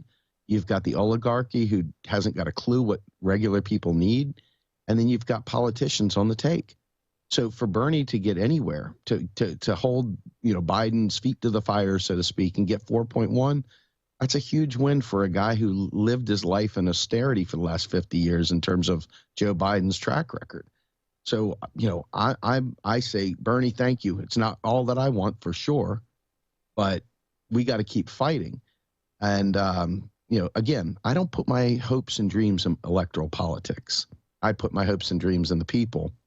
And I keep hoping that the people will say enough's enough, because I do believe when there's a unified front, the politicians by default have to listen because they want their bread and circuses. And if bread and circuses aren't working, they're going to listen. Right there. And it takes a unified front to make that happen. And it doesn't happen very often, as you've seen. So you are pushing the Medicare for All march. And that's why I like the unified front point that you're making here. Because this gets to the whole notion of, okay, what is the public going to do if the political system is not necessarily giving it what it requires? I mean, like you said, it's saying there's incrementalism. It is incrementalism. You know, it may be getting something that's significant, but it is incrementally significant in comparison to what may be typically taking place. Please tell us about the march that is taking place. Well, interestingly, there's infighting with the march, too. Exactly. And this is why I went with this particular topic. Yeah, so there's infighting, but it's not infighting. There's one side that is, you know, when you tell your child they can't have something, or they don't understand why, and they think what you're saying is just mean, and it's not. There's no validity to it because they don't understand it. You're trying to break it down to them, and every time you break it down to the kid more, all they hear more is, "You just said no to me. You just told me no." They don't hear what you're saying. They don't hear that, hey, look, if you put your hand in a vat of acid, it's going to melt your hand off. Don't do it. Okay, and so that's. You have to explain what you mean, because it's. I'm going there. I'm going there. What's the vat of acid in this case? Within the Medicare for All movement, okay, there's folks that are trying to push for state-based solutions. And in the United States, there's maybe 5 states out of the 50 that have the capability, and that's not including territories, by the way, or District of Columbia. And so you look at these 5 states that could maybe do something like Medicare for All. They are, first of all, a currency user. That means that if we had a pandemic come through, and that never happens, by the way, if we had a pandemic come through, they could get wiped out. They have a balanced budget amendment. They don't have federal funding. So you look at what we call the race to the bottom with the states, and the states have been pulling business from states. As soon as you raise taxes, Texas is down there waving at them saying, come on down here to Texas. We got you a good zero tax kind of place. Like, hey, let's move our headquarters down to Texas. We're going to go down there. Well, let's go to Kansas where Brownback did the same thing. Let's go to these other red states where they rip the tax base out, eliminate social spending, and bring the business down. Well, these folks are living in this world where they believe the only side of the political aisle is the left wing, and that we can somehow or another just do these things and that nothing will happen. Oh, wait, hang on a second. This sounds like an actual policy debate, because on the one side, you got people who are pushing for state-based Medicare for all. We got it. You know what? We should come back to this at some point, maybe next week. Steve, fun conversation. We're out of time. Thanks for talking with us. Thank you, guys. That was Steve Grumbine. For those listening, political, economic, and social justice activist and founder of a couple of groups, Real Progressives and Real Progress in Action. Follow Steve on Twitter at SDGrumbine and Real Progress US. You're listening to Fault Lines with Thomas and Stranahan. We'll be back in a minute with headlines on the other side of this short break. Be right back.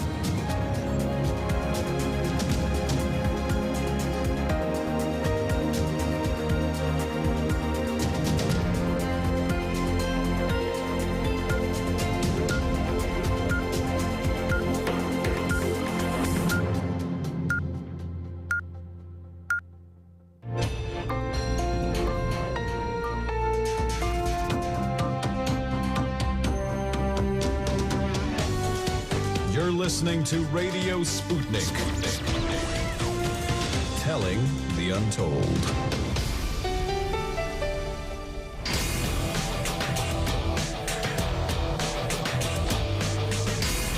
Fault Lines. Live from across the divided states of America, it is time now for the last hour this morning, but one of the first hours this week of the most disruptive show covering news, politics, and events from across these disunited states of America and the increasingly divided, embattled, fragmented, fiery surface of our globe. In the independent corner, I'm your political analyst, Jane Stranahan. And in the left corner, I am the indefatigable, the ever vigilant, the last man on the wall, your political analyst, Jamarl Thomas. That's right. And together you're listening to Fault Lines with Thomas and Stranahan. Good morning once again, everybody. Monday, July 19th, not Jaloon. Monday, July 19th. 9:01 a.m. Eastern. Let's get into the headlines. First up in COVID news, there were about 9,527 new COVID cases reported in the United States yesterday. Also about 338 new deaths. Over the past week, there have been an average of about 31,745 cases per day. That's an increase of 130% from the average 2 weeks earlier. 48% of the total American public has been fully vaccinated. 56% of residents have received at least one dose. And as of this morning, the coronavirus has infected about 34,041,930 people across the U.S. and killed 608,189 of us. In a poll released by Gallup, Republican confidence in science has decreased by 27% from the year 1975 to today, approximately 45 years later. Independents have dropped 8% in the same time frame, and Democrats have increased their trust in science by 12% over the last 4+ decades. Americans as a whole have dropped 6 percentage points. We talked about this quite a while back at the 7 a.m. headlines, as well as the 8:15 headlines when Brave called in. In national news, the Department of Defense announced the transfer of Abdul Latif Nasser to his native Morocco in a statement early this morning. This is the first detainee the Biden administration will transfer out of Guantanamo Bay, in the process leaving 39 prisoners still at the facility. Donald Trump and Rudy Giuliani could face a criminal investigation in Arizona in their attempts to overturn the 2020 presidential election results. Arizona's Secretary of State, Katie Hobbs, wrote to the state's attorney general, probing him to launch an investigation into the high-pressure campaign Trump has been spearheading that could have violated election laws. Hobbs claims Trump and his supporters are trying to, quote, influence Maricopa officials to stop counting ballots, end quote.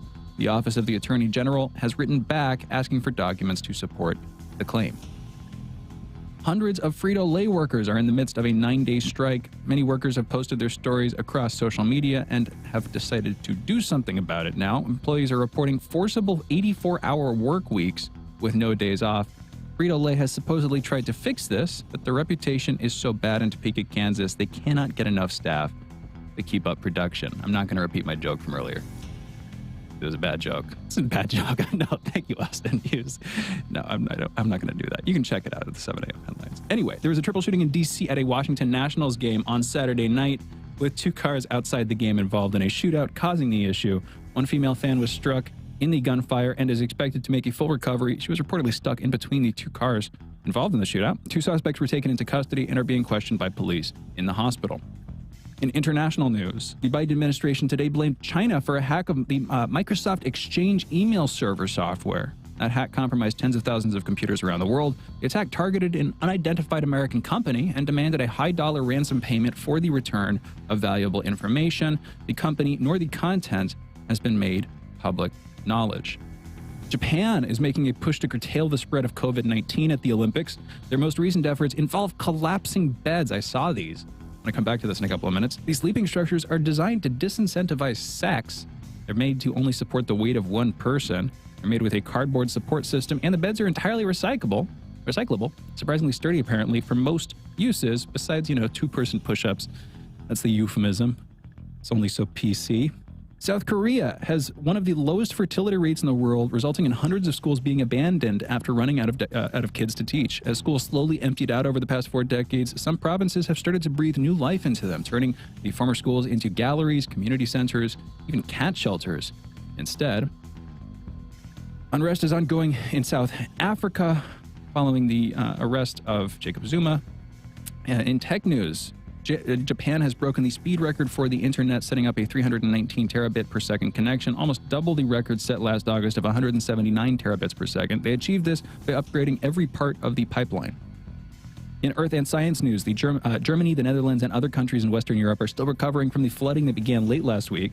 Parts of the Netherlands saw the river Maas rise to levels not seen in over a century. Meanwhile, Germany appears to have suffered the worst of the flooding, with over 158 recorded deaths so far. And from the conversation with Peter Oliver, resident of Germany, in Cologne right now, we were talking with him about the flooding. All the problems that Germany faced had to do with the mountains and the rain in the mountains, where you had these creek beds that would normally be a couple feet wide, maybe half a foot deep, small creeks, suddenly, overflowing 8 feet wide, 5-6 feet deep, that kind of thing. I forget the exact numbers he gave out. But anyway, the point is, you have these creeks, you have these mountain systems that basically have a lot of rain. They create effectively canals for the water to rush down, which increases its velocity. It makes it more dangerous. And that means when that water hits communities, either, urban or more rural, it does serious damage. That seems to have been the problem in Germany specifically. And on the United States side of things, we've got wildfires going on in the western half of the U.S. In Oregon, the largest wildfire in U.S. history torched 476 square miles on Sunday, the size of Los Angeles. In California, fires raged south of Lake Tahoe, prompting evacuations and closing the Pacific Crest Trail. In total, the last week has seen just over 80 wildfires across the western United States. That follows a heat wave, extreme heat wave, from what I hear, several weeks before in that area in the Pacific Northwest. Those are our headlines. You're listening to Fault Lines with Thomas and Stranahan. Yeah, I was talking to my mom, who lives in Vancouver, Washington, just across the border from Portland, Oregon. So, central Pacific Northwest. And she's saying she has friends. She's like a admin of a gardening group on Facebook. And so she sees what people say. And she has friends who saw small birds drop out of the sky just dead because of the heat a couple of weeks ago. So that's what set it up. Then you have the current situation, wildfires running out of control. What I hadn't heard until this morning, though, is that one of the wildfires going on there is the largest in U.S. history, which, if you remember, last year, didn't we have some fires that were the largest in U.S. history then, too, or at least approaching it? Maybe, quite large fires? I just remember them being very significant. In fact, I remember there being, because last year was horrendous. I mean, it was in the middle of COVID. Yeah.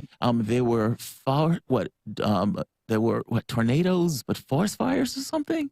Or there was something going on, but fires. And so you had this kind of weird tornado fire that was taking place. And then you had a sign that says, beware of COVID. And they were like, this is the most 2020 picture ever, or 2021 or picture ever. I think it was both of those things, Shane. Yeah, it was horrible. Yeah. And now we have it again. Well, this gets to the whole thing about the science thing again, right? I mean, this kind of is the issue. It's not just people wagging a finger at Republicans in a way that people may think the article is being set up. And it depends on the questions that you ask people. So, yes, I agree on some level with Brave that, it depends on the question that you ask. But is this not emblematic of what this is getting across? I mean, the polling is never going to be exact. It's just symbolic of, okay, here's your reality with a snapshot of reality at the time this was taking place. And this is what we're trying to reach as a flavor of reality. And within the context of that flavor of reality, you have, yes, there's a group of people who tend to line up on one side that say, we distrust this body. Okay, well, whatever you distrust within the context of that body does line up on the side of a particular side saying, we agree that vaccines work. We agree that the election went this particular way, the engineers, the bureaucrats, or whatever that is. And we agree that climate change is real. And within the context of this, within climate change, this stuff increases in frequency. It's not that any one item is climate change. And I think that's where the whole trust issue comes into play. Yes, people agree that a cell phone works. And if you say this is how a cell phone works, they would explain exactly how a cell phone works. And they would agree with you, a Republican or anybody else. In that, they agree. Science. Straightforward, in your hand, science. There's this nebulous process that is taking place that is out there. And your political group says that that's wrong and that those guys are doing that just to kind of use it as a cudgel. And you, okay, I distrust that body. I distrust that. It's become a political thing, etc. it's the fact that it's made a political football. I think that has more to do with it, not that. Yeah, science is an institution. Yes, and I guess this is me, I think, agreeing more along the lines with you and the argument you made earlier, where you say it's not so much that they disagree with science, it's more so that it's been dragged into the political institution of it all. And the fact that there's such disagreement in politics and such a disagreement in institution of media that it gets pulled into that particular process, smearing it in some kind of way. Yeah, and where science, in and of itself, as a thing by itself, is perfectly fine in the eyes of the public as the high priestess. I think by and large, I think like the method, the idea of the scientific method. Maybe I'm wrong though, because I'm reminded of Michael from Sydney calling in and being like, physics isn't science, and I don't know. Maybe there's something I'm missing there. That's a little different. It does seem a little bit different. Yeah, I think it gets when it gets dragged into politics. By the same token, though, there's no way around that. Like the moment that a person who's in a political arena says, I'm going to make that a political football, it's a political football. Either way, meaning whether it's climate or anything else. Now, science can say, that's nonsense. We are giving you our opinion. That's where COVID is real and COVID That's kills. where it gets screwed up. That specific point is where it gets screwed up. Politics and science have two different logics, if I'm going to try to simplify things or whatever. But science demands like systematic uncertainty, and politics feeds on selective certainty. If you have a politician who can come out and there's like, they seem confident, they seem like they know what they're talking about, they have ideas that kind of make sense, you'll go with them. That's how you win. In science, how you win ultimately is by being so uncertain of yourself, so skeptical of what you assume, that you have to test it, and keep testing it until you drive yourself crazy. And you discover, no, you were actually wrong. Your assumption was false. There's some other way that things work. And by testing it, by being, by cutting that scalpel across your belief or whatever, repeatedly, you've gotten to the truth of the matter and you've actually discovered something. So politics and science demand opposite things. Scientists demand that we, remain uncertain. Politics rewards certainty. And so when you combine science and politics, well, you have, whether it's a mainstream theory or whatever, you see the problem, you see the corruption come in, where what you would want is for scientists to be as impartial and unbiased and honest with themselves as possible. But what politics demands of them is that they be as certain as possible, and that they use whatever evidence they have to support whatever political conclusion the politicians want. There's this inherent rubbing up against each other that I don't see how you get rid of it. But like you said earlier, you need science and politics. You shouldn't make decisions. How do you make decisions without it? Exactly. And this goes to the America argument again. And and maybe this is me at my most idealistic in a sense of something should matter more. There's something that's higher. It's not necessarily the king that sits there and people say, okay, we're going to give acquiescence to the king. No, in our case, it's this notion of America. 320 million people under this banner of America Matters More. And so you have political parties, both political parties. All right, gravity exists. Fair enough. We agree on that. This is how, electoral gravity works. Fair enough. We agree on that. And then you hit at some weird spot where Democrats or where Republicans just started to get into these notions of commerce, this notion of, okay, climate change. Okay, what does climate change mean in real terms and objective reality? Oh, yeah, that's problematic from our bottom line. Like you get into that nonsense. And then at that point, America doesn't matter more. Even the world doesn't matter at that point, because what we're talking about is not just this abstract thing. We're talking about something that scientists are saying, no, dude, this is real. You got to pay attention to this. This is a big deal. Yeah, but we can't see that. We can't feel that. It's so amorphous. And so you're stuck with trust. It's just very bizarre. I was thinking of coming back to this. What? Can we take a truly trivial turn for a second? Go for it. These are the Olympic sex beds, the Olympic anti-sex beds. Oh, the Japan thing. Yeah, go for it. Producer recommends, talk about the beds for a second. Yeah, go for it. Because he added the headline in, and I had thought about hitting this. You know what I'm talking about? Did you see any pictures of these beds, these cardboard beds? No, I haven't seen it. So just to remind the audience, Japan is making a push to curtail the spread COVID-19 at the Olympics. The most recent efforts involve collapsing beds. The sleeping structures are designed to disincentivize sex and are made with a cardboard support system. The beds are entirely recyclable and surprisingly sturdy for most up to push-ups. Yeah. Now, here's where that goes wrong. That just makes the sex more exciting, doesn't it? If, like, the bed suddenly collapses under you, it's like you must have really been going at it. You see what I'm saying? I don't know if that's actually going to dissuade people. And what if people are heavier? Well, yeah, but they're going to the Olympics. You'd think they'd be pretty trim. To go to so this is only for the athletes. Exactly. Well, yeah, because think about it. They've cut off outside spectators. Their domestic spectatorship is way down. This is really, and why are they doing this? It's not just because they don't like fun or they don't want more babies between star athletes or whatever. It's because of COVID. It's because of the spread of COVID. It all fits together. So they're trying to keep the 6 feet distance between the people. I mean, they've already found people with COVID, by the way.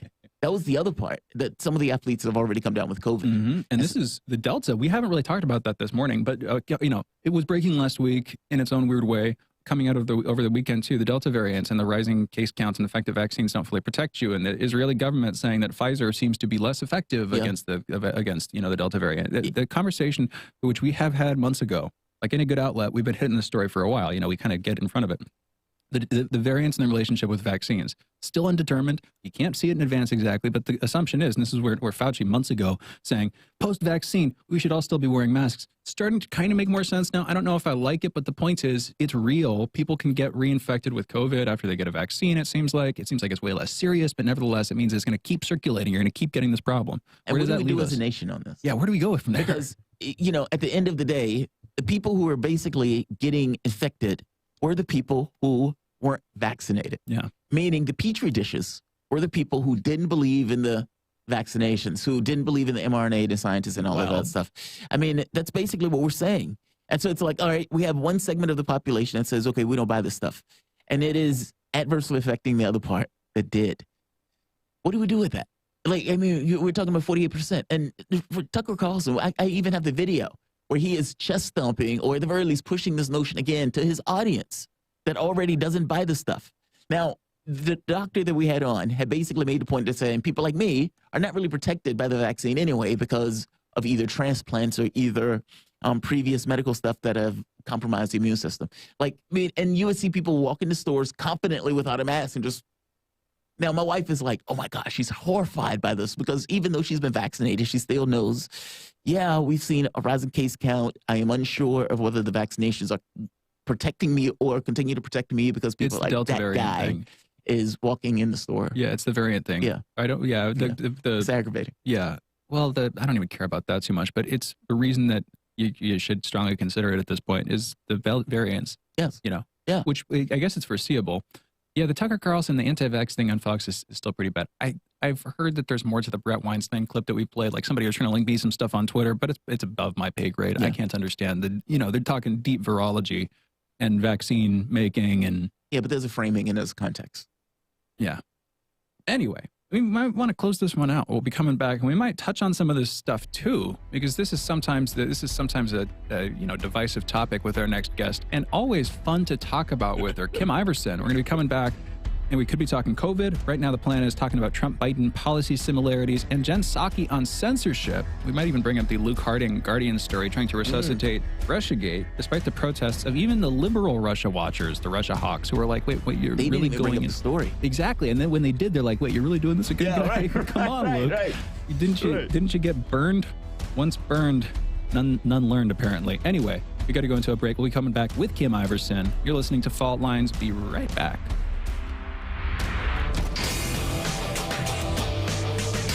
Lines. 24 hours a day, 7 days a week. We give you the most essential information out there. Radio Sputnik, telling the untold. So, Sean, what do you want to talk about today? Well, Bob, that's easy. I want to talk about the need to stop the development of self-driving cars. Again, Sean, you're driving me nuts. I think the self-driving car thing's already out of the gate. No. It's never too late. See, now the leading experts in the field, I mean, just pick one, whichever one, leading experts have repeatedly warned us about the dangers of artificial intelligence. Look, I'm telling you, man, we have to stop the robots by any means necessary. I see what you did there. Yep. Tune into our show By Any Means Necessary daily from 2 to 4 p.m. Eastern Time on Radio Sputnik. And don't forget to call in at 3:20 p.m. to our studio number 202-521-1320. And if you miss us live, check us out on SputnikNews.com, Spreaker, iTunes, iHeartRadio, Spotify, or wherever you listen to podcasts and stay up to date on the latest political, social, and economic movements shaping the world around us.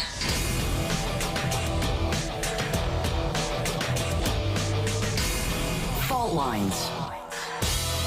Welcome back to Fault Lines on Radio Sputnik. My name is Jamarl Thomas. I'm joined with my co-host Shane Stranahan, coming to you live out of our station in Washington, D.C.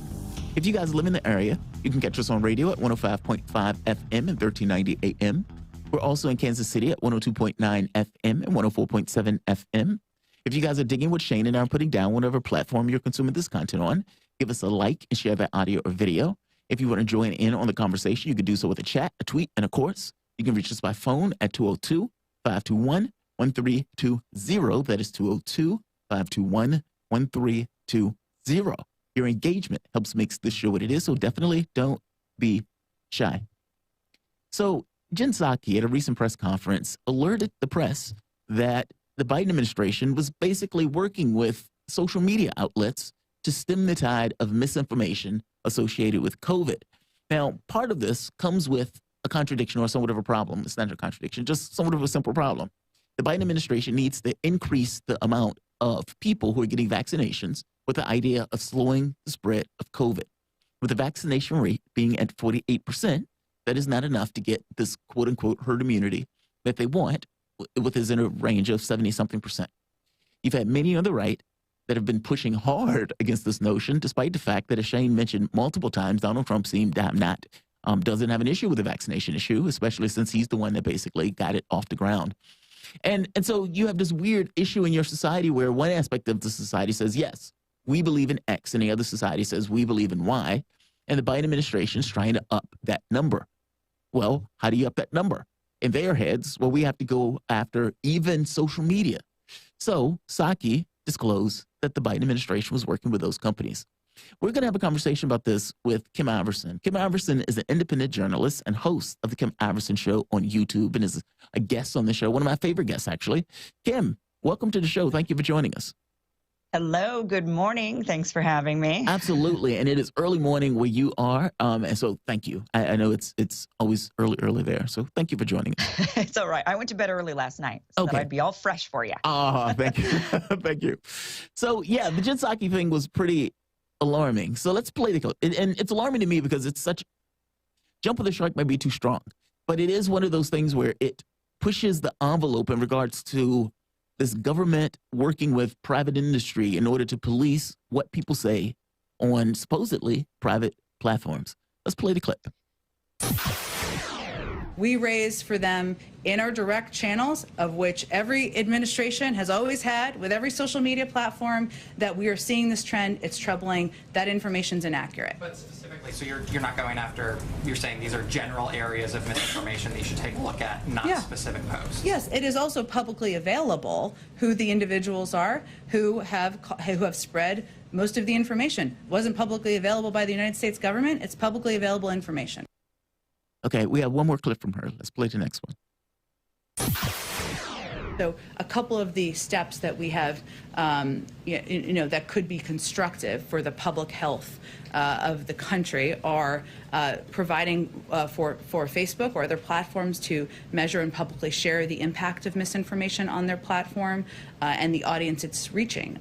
Also with the public, with all of you, to create robust enforcement strategies that bridge their properties and provide transparency about rules. You shouldn't be banned from one platform and not others for providing misinformation out there. Taking faster action against harmful posts. That's astonishing. Now, how do you take that? I mean, she's basically saying, look, we've been working with social media platforms and is saying basically other administrations had also been working with social media platforms. And we've been pointing out various, I guess, people that they find to be somewhat harmful or spreaders of disinformation. Now, again, like I said, a lot of this, I think on some level has to do with a pressure that is on them to up the numbers of people who are vaccinated. In their head, the number of people who are not being vaccinated are being done so due to misinformation on some level. I think that's where this is coming from. And so how do you take that? I mean, then she's saying not just on one platform, they should be banned from all platforms. Basically, they should be pushed away from their capacity for social media. Now, this gets into what is social media, this notion between private and public. There are all sorts of things that are intertwined into this particular issue. But how do you see and how do you frame what she just said? I mean, obviously, this is a big question on, like you said, what is social media and also what is misinformation? Yeah. Who are they going to target exactly? My first thought on this is absolutely an infringement on the First Amendment. And the reason is when the government begins to pressure these private companies into censoring or else which is the undertone. Essentially, these companies, they know they're being regulated by the government or that they're under threat of regulation by the government. We've seen this threat constantly coming up when the CEOs of these companies are brought before Congress and they are questioned. Numerous times throughout the couple of years, they've been questioned. So I don't understand how this isn't a direct infringement. And I'm actually rooting for Trump in his lawsuit, hoping, because I do think it takes someone as big as Trump and as powerful as the former president of the United States to take this on and to take this to the courts, because it definitely needs to be defined and it needs to be ruled on by the courts. And I'm hoping, and I'm fairly confident. Well, I don't know actually, because courts tend to favor private business quite a bit. So it'll be really, really interesting to see how this plays out in court. But very frightening that the government is so invested in controlling the type of information that people are hearing. Now, I want to make it really, really clear also. The Biden administration says that they're upset or they're concerned about these people that are unwilling to be vaccinated. But the reality of it is who are these people and why are they not being vaccinated? We're not talking about the most vulnerable age group. People 65 and older, Republican or not, are being vaccinated. It's the young people, 18 to 29. So it's not a matter of misinformation. I think the Biden administration, rather than trying to censor and silence those of us who question things, they instead need to be answering those questions better, and they're just not. Well, to be fair, though, I mean, for example, Fox News has taken a certain political distinction, because I don't think this is entirely in the range of just, okay, some people disagree.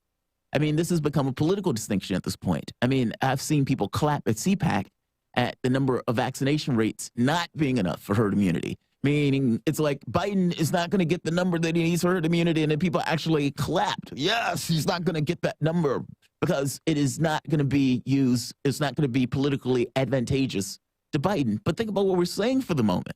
Like, this has nothing or shouldn't necessarily be an issue of politics. This should be, yeah, people getting vaccinated because we want to keep the numbers of COVID down, et cetera, et cetera, et cetera. And so I get your point in regards to what you're saying from the standpoint of media and the government overreach. But, I mean, do they have a point? Meaning, if indeed, well, let me explain. If indeed that somebody is putting out content that is getting people killed, if they're putting out content that's getting people killed, and if social media outlets, Facebook, Twitter, and everything else are allowing that particular content, let's say they're playing the Tucker Carlson videos, or they're playing the videos that are taking place of people saying things that in real terms, I mean, in a country that have had 600,000 people that die, and it has a variant that is going up, or 100% increases. I think it was 130% increase at this point. Does the federal government not do anything? Does the federal government allow anything to be said on something like that, even if it's causing death? Well, they would have to first prove that it is causing death, first of all. And again, like I mentioned, the vast majority, both Republican and Democrat, of people 65 and older are vaccinated in this country. I believe that figure is over 80%. So young people, okay, young people are not as likely to be vaccinated. The rate is very low. I believe that the rate for people 18 to 29 is somewhere in the 30s. Right. And that's the group that is holding up the statistic. And we also know that that age group, by the way, tends to be more Democrat than it is Republican. So this isn't a Fox News Tucker Carlson problem. This is a problem of these young people have questions, and those questions are not being answered. So if, we cannot make the assertion, it's wildly insane in my mind to make the assertion that 18 to 29-year-olds, that 70% of them or 60% of them are not being vaccinated because they believe snake oil salesmen online. I mean, they're not dumb. This is not a group of people that are just gobbling up all of this anti-vax information. They're just not believing, and, arguably rightfully so, not believing that they're a high-risk group at risk of death. And now we're seeing even more numbers rolling out, and these are the questions these people had. We're seeing more data coming out, like of Israel, where we're finding out that you cannot seem to it doesn't seem like we can reach herd immunity with the vaccine. With the new variant spreading, no. And that's where it gets a lot more complicated. Like I just mentioned the headline. Israel the Pfizer vaccine apparently does not work nearly as well against the Delta variant. I've heard similar stuff about the Moderna vaccine, and Johnson & Johnson, of course, originally supposed to be lower efficacy.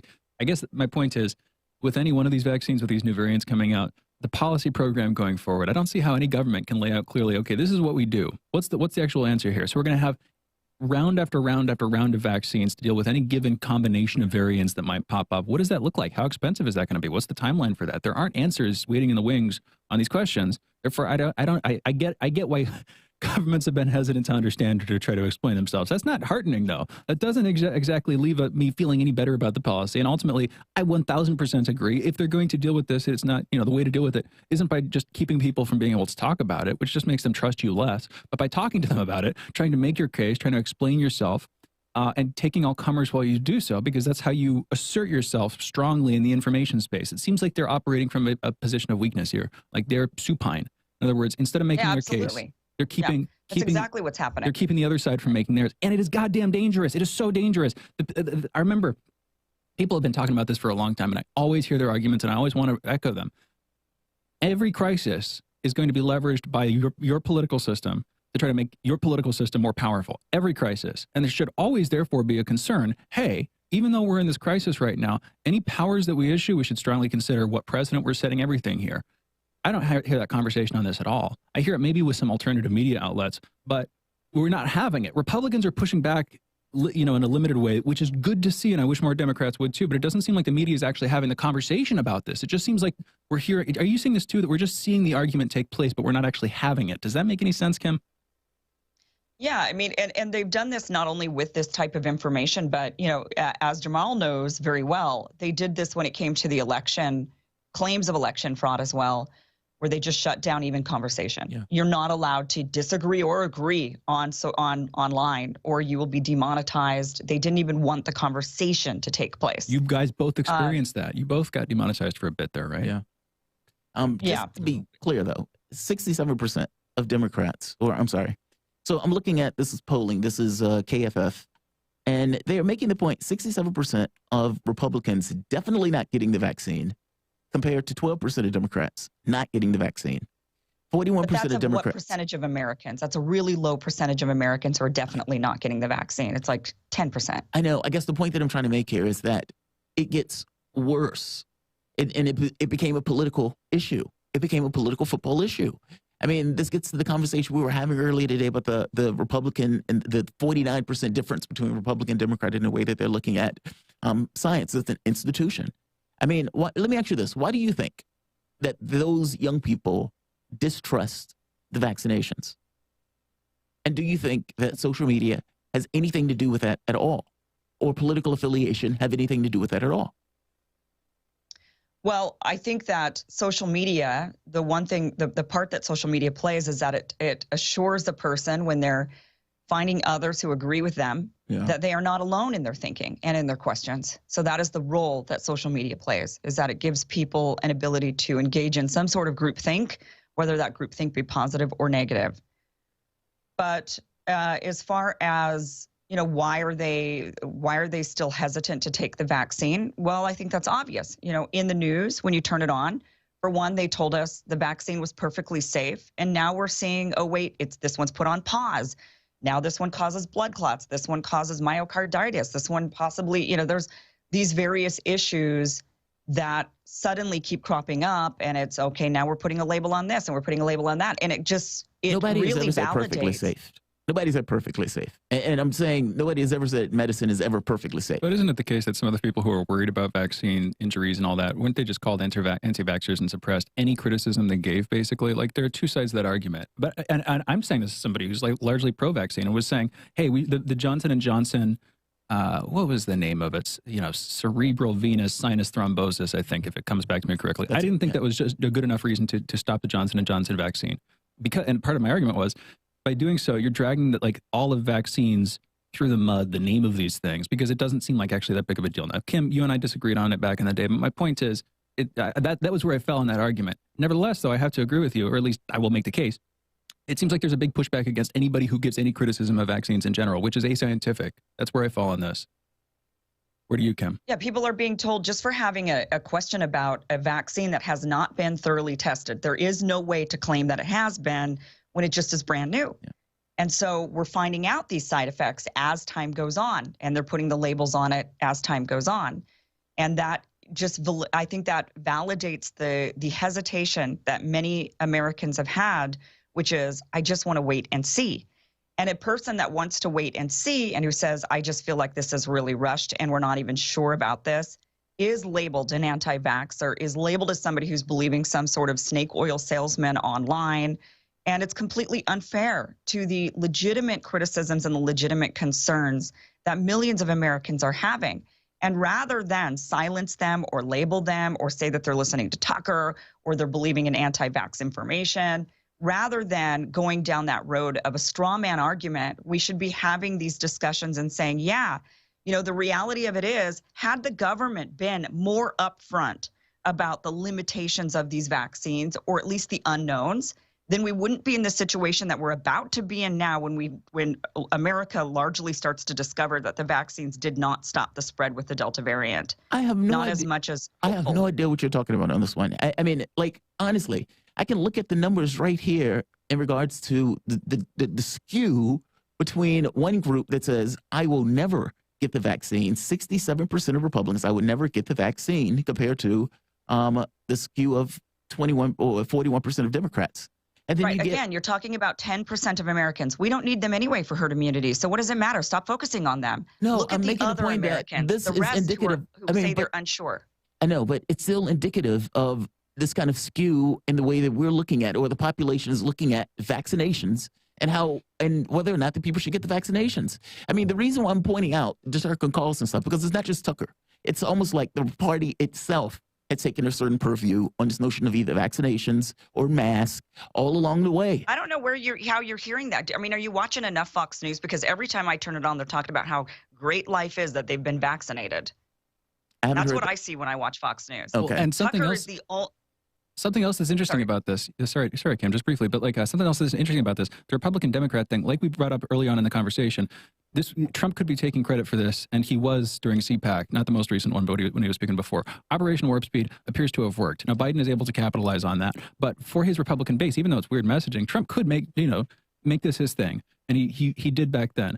The Republicans, therefore, in my opinion, if I had to look honestly at what's going on here, it's not that they forget about Trump for a second. They hate Democrats. They hate some specifically.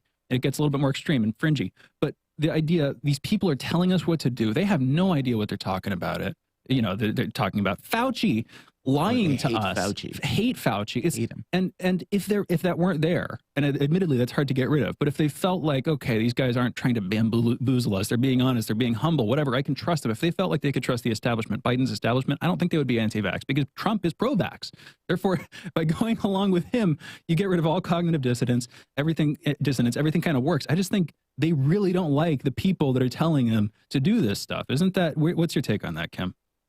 I just think that this is a completely misguided understanding of why these people are not being vaccinated. Blaming it on Republicans or misinformation is just simply not accurate when we look at the numbers. The numbers show 80% of people 65 and older, that is a lot of Republicans, are vaccinated. So it's the young people, it's 18 to 29-year-old. And I don't think that they're sitting there again, I don't think that their issue is the thing you think it is. I don't think it's that they're just believing, I do think that there's, of course, the anti-Fauci crowd, but half of the people I know that are anti-Fauci still got the vaccine. So that wasn't even really the motivation of the rhetoric. I think that the hesitation, we're seeing higher rates of hesitation amongst healthcare professionals, and we see higher rates of hesitation amongst young people. So I don't think it's about the Republican Democrat agenda. I think that there's a look of that, and that's certainly what the government seems to be focused on when they're calling for censorship of misinformation. I think that's what a lot of pundits maybe are thinking that that's the issue. I think when you talk to the people that are actually hesitant to take the vaccine, it has nothing to do with politics at all for them. Interesting. Okay, we're in a bubble. We're in a bubble. We're looking at this in a political angle that we can't extricate ourselves from it, from that standpoint. But I think you would agree that there is a skew among in the political space of who either accepts the vaccine. I mean, and honestly, even with the Trump stuff, where Trump, goes into the hospital, gets a bunch of meds dumped into him, and then he comes out as if he's Superman without the mask on, and he denigrates the mask the entire way through.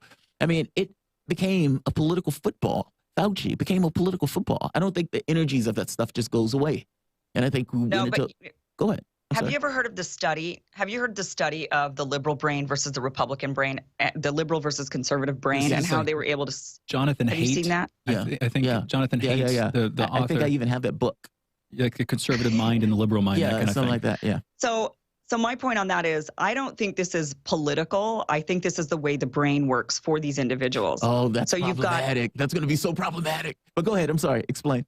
Well, and it's the conservative mind. So you're pointing out that when they take these polls, it's mostly Republicans. I don't think it's because the Republican are listening to Republicans. I think it's because they naturally have a more conservative brain, and their brain is more cautious when it comes to, the liberal brain is more emotional. That is so implications, the emotional Kim. That is implications.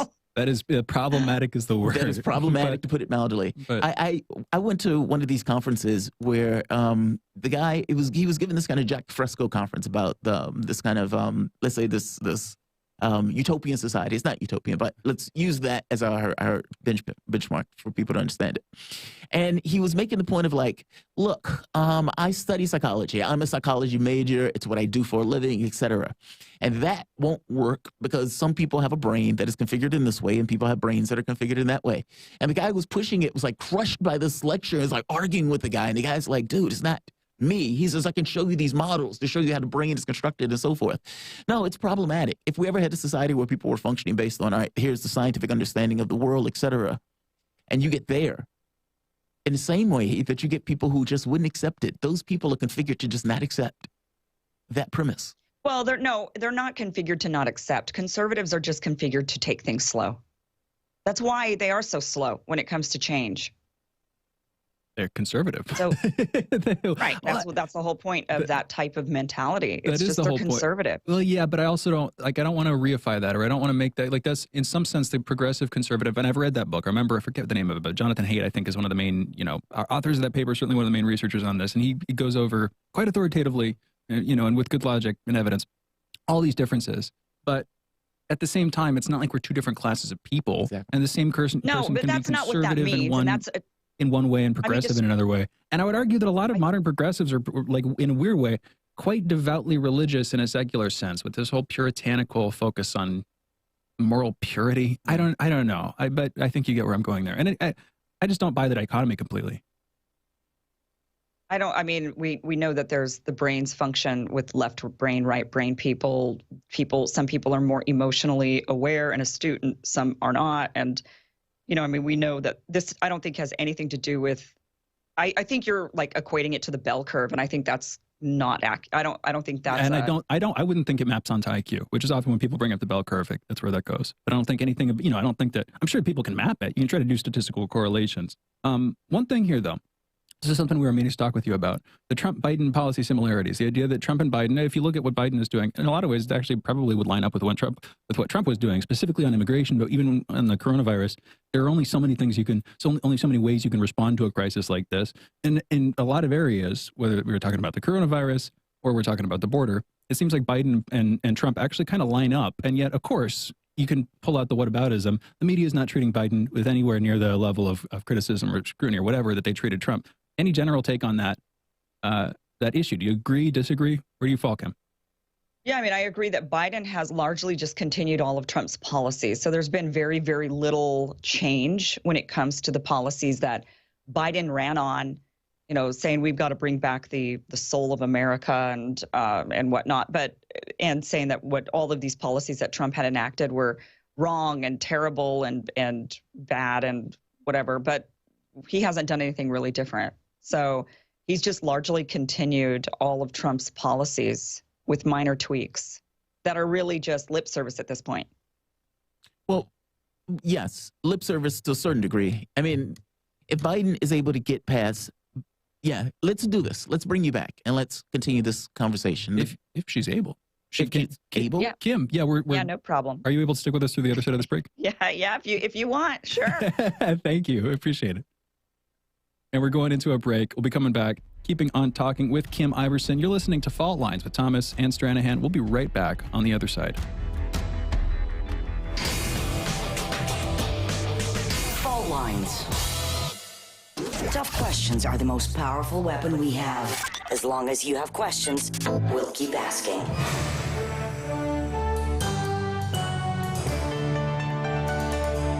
Radio Sputnik.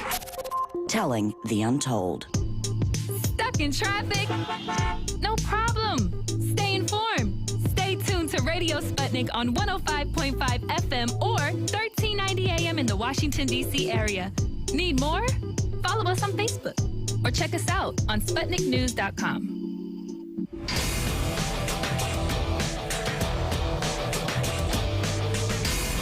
Fault Lines. Welcome back to Fault Lines. My name on Radio Sputnik. My name is Jamarl Thomas. I'm joined with my co-host, Shane Stranahan, coming to you live out of our station in Washington, D.C. We're joined with Kim Iverson. Now, this is typically the wrap, but we're joined with Kim Iverson, independent journalist and host of the Kim Iverson Show on YouTube. Kim, I looked at the clock and it didn't click that 8:45 or 9:45 was the wrap. So that is my bad, and I apologize. But while we have you, we're going to be taking calls. The number is 202-521-1320. That is 202-521-1320. And I'm pretty sure the phone line is going to get filled because people love you on this show. But we were getting into this thing about, Shane, what was the last conversation having to do with Biden and Trump and their policy similarities? Right. That was kind of how we closed out. Right, policy similarities. Right. So, yes, and policies on like immigration, for the most part, they stayed the same. This notion of trying to bring down hostilities with Russia, Biden has been more effective on that because obvious reasons. It's Trump. The Democrats were the ones that were going after him, so Biden can basically try to keep the wolves at bay in media and his policy class. But I think that's going to start to break down when you get into things like marijuana legislation. They're going to force him on some level to do something about that. I think I could be wrong. And even the 4.1 trillion, even though it's not going to be a public option and it's not going to be Medicare for all, if they are going to get that passed, that's assuming they're going to get it passed. They had a political will to do it. There are going to be things that get done going forward. But I do agree with you now in the moment with this notion of, okay, Biden passed the stimulus. Well, yeah, but Trump was going to pass the stimulus also. So I even understand that argument. But that's going to break down, correct? I mean, what do you think? What is your take on the 4.1 infrastructure plan that these guys are trying to pass? I mean, they're trying to get immigration as part of the plan, meaning they're trying to put everything within this plan. What is your take on that? It's definitely going to be difficult to do, you know, when you make a bill that is more encompassing than what the title is supposed to be, or what the other side wants. I think it's going to be really challenging. I think when it comes to a plan like this, Trump was the more likely to push something like this through. Yeah. Trump wanted to spend a lot of money on like infrastructure. In fact, I think he wanted $2 trillion. I think Biden only wants 1 point something. So, you know, I think that Trump was more likely to move Republicans on the issue because of the voting base, whereas I think it's going to be a lot harder for Biden, you know, to kind of make do with a lot of the stuff. I haven't really read a whole lot about his infrastructure package, to be honest with you. But isn't that somewhat unfortunate, though? I mean, if you think about it, and that's fair. That's fair. So they have two packages. One is going to be 3.9 trillion. The other one is, I think it was like 900 billion or something to that effect, or 3.5 trillion. The other one was 900 billion. But basically, together, the plans were going to equal up to 4.1 trillion, however the two worked out.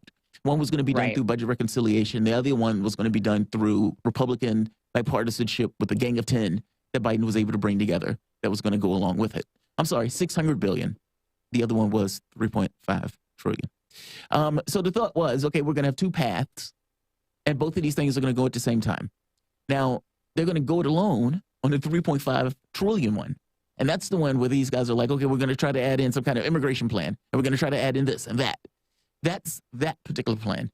The other plan is the one where they're supposed to have enough Republican support in order to pass. Isn't it sad, though, that they have to do it that way?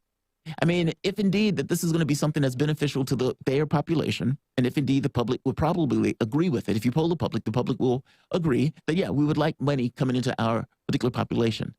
Aren't these guys just playing politics at that point?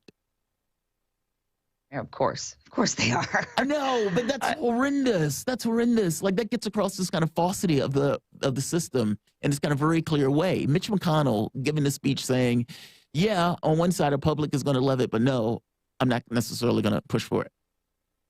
Congress is worthless at this point. Totally worthless. It is a worthless branch of government with a bunch of people just playing politics all the time.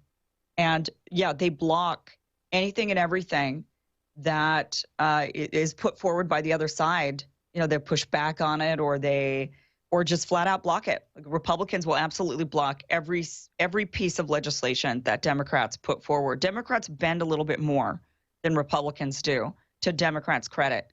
But yeah, all Congress does is play politics and take big money. That's unfortunate. And that's my dumpster they set on fire. I don't take kindly to that. Yeah. And I'm just kidding. I like this place. It's not a dumpster. We got Tarif calling in from New Orleans. Tarif, you're on. What's on your mind, man? How y'all doing? Thanks for taking my call. Got two important things to say. I'm surprised y'all didn't bring up one of them. Okay, the first thing is dealing with Haiti. Jermaine Perry say if they're going to have elections this year, what's going to happen is the U.S. is going to be so much involved with it. No matter what candidate the people pick, the candidate going to be pro-U.S. Yeah. So people in demonstration throughout the year because of it. My second comment is dealing with this thing I just found out this morning. You had the Forbidden News story came out talking about they had a leak. Somebody leaked some good information about you had journalists targeted by this Israeli software program called Pegasus, and the names of a list of people, Jamal Khashoggi's name was on it, and a whole bunch of journalists throughout the world, diplomats, prime ministers, presidents. And then you had the software. It was spying on rival parties that was going against Modi government. They're spying on Pakistan. They're spying on. They had it in Mexico. They had a journalist name appeared on the list that was from Mexico that wound up dead. All this stuff dealing with this thing called Pegasus, which Whitney Webb, I think, and your father brought up, Mr. Stranahan brought up, dealing with the Palantir and Pegasus and all that. So this just broke yesterday, and it's tweeting out.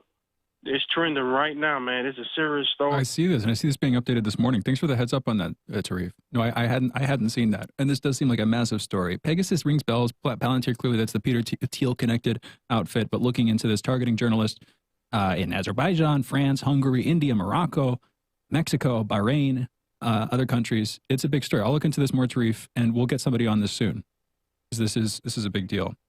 Tarif, thanks for the call. We have Shelly calling in from Michigan. Shelly, you're on the line. What's on your mind? Actually, I wanted to call in to respond to Kim Iverson's point about the vaccines. Like, I've had so many heart-to-hearts with my parents trying to get them to take the vaccine, and their response every time is, I'd rather die from the virus than the vaccine. And so it's just like, I guess I agree with her point, but I'm just like, I don't, like, at what point is it just you're telling people how to die? Like, I'm such at a crossroads with that. Also, side note to all of that, love all you guys. So glad you guys had Kim Iverson on. And I was wondering if any of you guys are speaking at the M for All events on Saturday. I didn't make that out. What did you, I'm sorry. M for All of Us, Medicare for All. Oh, no. It was the one that Steve was talking about. That he sent Steve us went into the shirts about. Yeah, in the last 5 minutes, he didn't get the opportunity to entirely explain why he was here to talk about it. But no, neither one of us are. And that personal take, I don't know how I would. I mean, neither of my parents are like that. I don't know, Kim. What's your take on that? What's your take on her call? Yeah, I mean, it just comes down to people. Once again, it's people have their choices. They're making their choices. They're afraid of whatever their questions might be. I mean, at the end of the day, you just can't force people, and no amount of stopping information. I mean, unless it seems like the goal is, right, to get everybody that's got a platform out there saying, everybody take the vaccine, everybody take it, on 3, 1, 2, 3. It is. I mean, unless everybody joins in on that, it's going to be difficult to change people's minds. No, I agree with you. I think it's a shocking overreach for government to do that. Like, I was astonished when she said that. And I just kept thinking, oh, man, where does that go? We didn't even get to Biden killing people. Facebook is killing people. Biden's argument is it's killing people. And that's what I mean. From their framing of it, X number of people have died. We need to get as many people vaccinated as possible. And we do this by constraining the information of people who are doing X or Y. And your point is, well, maybe they're overestimating the reach of those people. And maybe that's a valid point, right? Maybe it is. And, how many people are necessarily invested in politics? How could they get those people vaccinated? Maybe that's a better question. But we have more callers, actually. Let's see. Who's the last one? John in California. I believe we now have Malik. Malik. Okay. Malik in D.C. Calling from D.C. What's going on, man? Hey there, guys. I'm glad you've got Kim on. She's one of my favorite guests there. Thank you. And I wanted to kind of continue with what I tried to call in with on Friday. Was there have been several doctors that have been pretty much silenced over the past close to year and a half, and these were doctors that were highly regarded before COVID, but because they were skeptical in the beginning, and now that they've gone completely to the other side, people like Dr. Joseph Mercola and Dr. Byron Bridell and Peter McCullough. These were highly regarded, physicians that are now considered basically quacks by the mainstream media. Joseph Mercola was already in that category. There are a couple of people who, Joseph Mercola is the one that I already, McCullough, I know some of these names, but Mercola had been around as a dude who was known as a quack and derided as a quack by the media for year after year after year after year. That part is not new. But I agree that in general, I would 100% believe you that that has happened. And I've seen that happen with people who seem qualified to talk about this, saying one thing that opposes what the establishment says and then getting shut down for it. They did that to Dr. Robert Malone, who is the actual inventor of mRNA vaccines. Exactly. I mean, when you examine some of the things that these people are saying, like people like Dr. Byron Bridell, who's speaking, saying that there is evidence now that the spike protein itself can be considered an antigen, that it actually does go beyond the lymph nodes, and it has been found in the spleen and bone marrow and ovaries of women. And here's the thing, that the biggest point I wanted to point out the other day, this idea that people with a basic reading comprehension can't read medical journals and understand scientific and medical terms. That's something that's been pushed over the past year. That's complete BS, and it's basically just used to silence people. Yes and no. I mean, yes, in the sense that technically anybody can, you can make yourself an expert on something by studying it for years. But no, in the sense that you have to take years. This is not. You get where I'm coming from, I think, Malik. It's not like a field that any layperson can immediately enter and get their bearings on and act as a scientist. My impression is this is virology. It's slightly more complicated. Having said that, I don't think that excludes anybody from learning about this stuff. But we have to be able to read. We have to be able to read and report on it. I mean, that's what CNN and Fox are doing every single day. So when a new medical journal, when a new piece is published, we all read it, and then we can report on what is being read. And the average person can do that. And that's happening all the time, and it has to happen. Otherwise, none of us will ever get the information. It's true, but when it comes to some of the specifics, I've seen people saying things that compete with each other on, he brought up the spike protein, Malik, he brought up the spike protein and mRNA technology and stuff. I've seen people write things that I've tried to understand. I'm a decently smart person who understands this stuff. Okay. And I've struggled. Yeah. And I'm pretty, the articles like you're talking about, specifically if it's a statistical analysis, okay, I can do fine with numbers. I don't understand the genomic structure of a virus completely. I'm being candid here. Anyway, but 100% agreed on the major point there, Kim, which is we should be able to talk about this stuff. That's our job. That's what we're supposed to do. And everybody, frankly, has that right. We got one more call. Malik, thank you. Let's go now to John calling in from California. John, you got about 30, 40 seconds here. You're on the line. What's on your mind? Oh, Oh boy. Well, first off, thank you, everybody. Second, I just want to say y'all are desperately wrong about Cuba. One day when I call, we're gonna have a long talk because I'm a. All right, Sean, we'll have to come back to that. We're going to close it out here, but I'm curious to hear where you think we're desperately wrong on Cuba. Interesting conversation, though, to have. Kim, thank you for sticking with us this extra few minutes. Fun talking with you.